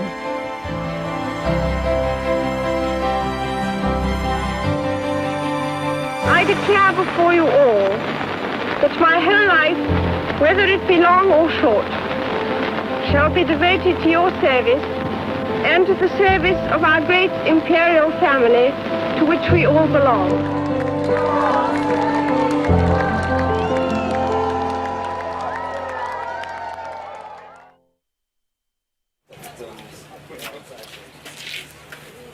Just some there of the remarkable life and times of Queen Elizabeth II, whose death has been announced today. And we're going to talk now about the succession. There is no gap in the British Constitution. King Charles III has now assumed his responsibilities. He's spending the evening in Balmoral, where his mother passed away earlier this afternoon, but will travel to London as King Charles tomorrow. Well, joining me now from Cambridge is the principal of Homerton College and Vice-Chancellor of the University of Cambridge, Lord Simon Woolley. Thank you very much indeed for joining us, Lord Woolley. And mentioning that, I still keep wanting to say Prince Charles, King Charles. He has been, of course, preparing for this role all his life. Yes, he has. But first, may I offer my deepest condolences to the royal family and a nation. As has been said, we are a nation in shock, a nation in mourning. And, you know, reflecting on Her Majesty's life, particularly when I look back on the documentary that she spoke in recently, she said that service is sacrifice. And when you think of the decades of service and sacrifice, right up until 2 days ago, you see what a wonderful global role model she's been. I mean, ever since this announcement, my phone's been alight with calls actually from around the world. I just received a call from Reverend Al Sharpton, Reverend Jesse Jackson, calls from Italy and Kenya, all offering their condolences to our great leader who has passed. And of course, as you said, passed on to our new king.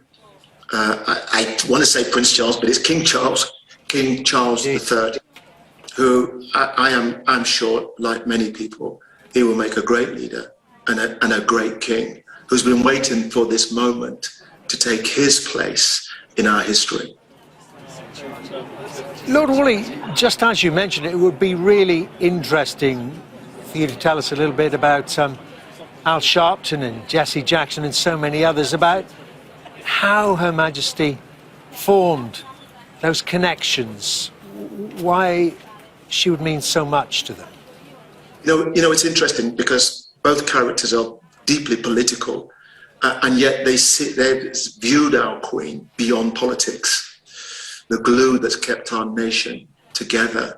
And it doesn't surprise me one bit that I should receive calls from them offering the black community, Black Britain, and the whole nation condolences from key figures such as those. And again, I think this will come around the world because she was revered, revered as a statesperson, revered as a model, Dermot, of integrity, of quiet leadership for him, for others, for me to aspire to. And, you know, as we mourn, as we are deeply, deeply saddened, we can be immensely proud, actually, of this incredible servant to our nation who showed us what service should be about.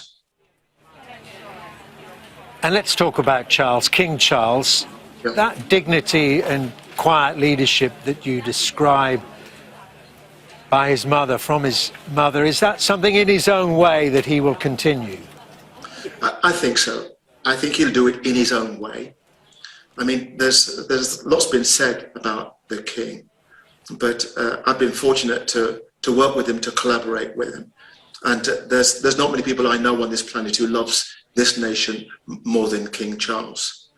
And his desire to bring people together to confront issues like climate change and inequality is second to none. And I'm pretty sure that the nation, after mourning, will gather around the new king and saying that we're with you, that we support you in your new era, being the sensitive man and the lover of our nation that he is. And Lord Woolley, I know you have roots in Barbados, and that was quite a remarkable visit that then Prince Charles made to Barbados, as it had voted to leave the Commonwealth and become a republic. And for him to visit, for him to witness, was quite something. It really was something, and I was very privileged to join him during the celebrations. And what he did was set a tone across the Commonwealth, that we belong to the family, which is the Commonwealth. But he gave his blessing that we should find our own voice. I'm British, but I'm also Barbadian. And I thought it was true leadership, and it was humble, and it was heartfelt. And I remember being with him and the Prime Minister, Mia Motley. And when we was on a talk during the archives, she leant into me and she said to me, "Simon, looking at the Prince, you have a good man. You have a good man there, and I'm proud to be his friend." And I think that wherever he went around the globe, particularly those that were privy enough to have those conversations, that you knew that this was a man who, like his mother, leaned into the service, the national service that is demanded from such a role, but did it in a way, Dermot, that you sensed his whole being, his whole sense of who he was, demanded that level of integrity. For me, I've been privy enough. You see a picture at the back there in my illustrious office here, and it's me being knighted by Her Majesty the Queen. And it was one of the most proudest days of my life. I took my son with me, and we had a wonderful day. So I like hundreds, if not thousands, of people have had their special moment with Her Majesty the Queen. And now we have a new era. We have a new king, King Charles.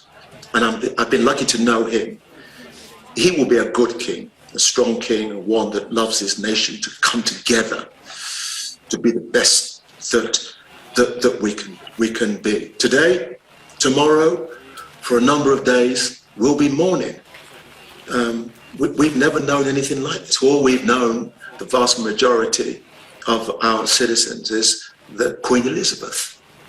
We've never known anything different. So it's new for us, and we are anxious, but saddened by her loss, because she's been the glue. But I'm pleased. I'm pleased for King Charles to take the throne, to be the head of the Commonwealth and our nation. And that's what life is. You know, you live your life. Her Majesty's had a full and wonderful life, and given pleasure, given leadership to millions of people. And I hope that King Charles will follow gloriously in her footsteps. Lord Woolley, thank you so much for putting it all in context for us, the transition between the past and the future. Thank you very much indeed for joining us. Well, around the world, tributes have been paid to Her Majesty the Queen. In the United States, of course, Joe Biden has made a statement. Our US correspondent, Mark Stone, there is outside the White House. Tell us what the President had to say, Mark. Dermot, the President at some point this afternoon or this evening will head to the British Embassy here in the United States, where he will sign a book of condolence. He's also due to speak about the passing of Queen Elizabeth, but he has also already released a statement, and I'll read a bit of it to you. He said, Her Majesty Queen Elizabeth II was more than a monarch. She defined an era. Queen Elizabeth II was a stateswoman of unmatched dignity and constancy who deepened the bedrock alliance between the United Kingdom and the United States. She helped make our relationship special. He went on to say, all told, she met 14 American presidents. She helped Americans to commemorate both the anniversary of the founding of Jamestown and the bicentennial of our independence. And she stood in solidarity with the United States during our darkest days after 9/11, when she poignantly reminded us that grief is the price we pay for love. President Joe Biden's personal statement reflecting the loss of Her Majesty the Queen. Mark, thank you very much indeed. Mark Stone live for us there in Washington, D.C. Well, I'm joined now by the royal historian, Tessa Dunlop. And Tessa, as a historian, we are witnessing historic scenes. Pouring with rain, the crowds are remaining undiminished. They know what has happened and they know just how significant it is. Yeah, and it's also very poignant, really, that while we gather around what's perceived to be the epicentre of British royalty, Buckingham Palace, the Queen died in Balmoral. She once famously said of Balmoral, it's a place one looks forward to very much. It has an atmosphere all of its own, and I don't think we can underestimate just how fitting it is. That's where she spent her last few days. You know, this is the first monarch to have died in Scotland since James V, the Scottish Stuart, in 1542. The Queen, of course, much more a Stuart and a Bruce, directly descended from Mary, Queen of Scots, than she ever was a Tudor up the Henry VIII, Elizabeth I line, and somebody who passionately believed in the United Kingdom, and also on an emotional level. That was really a home, an emotional home for her. It was where she spent the first part of the Second World War, as well as a large part of her childhood beforehand. It was where Philip first mooted the idea of getting married in the summer of 1946, before the press got hold of it. It was where she spent the best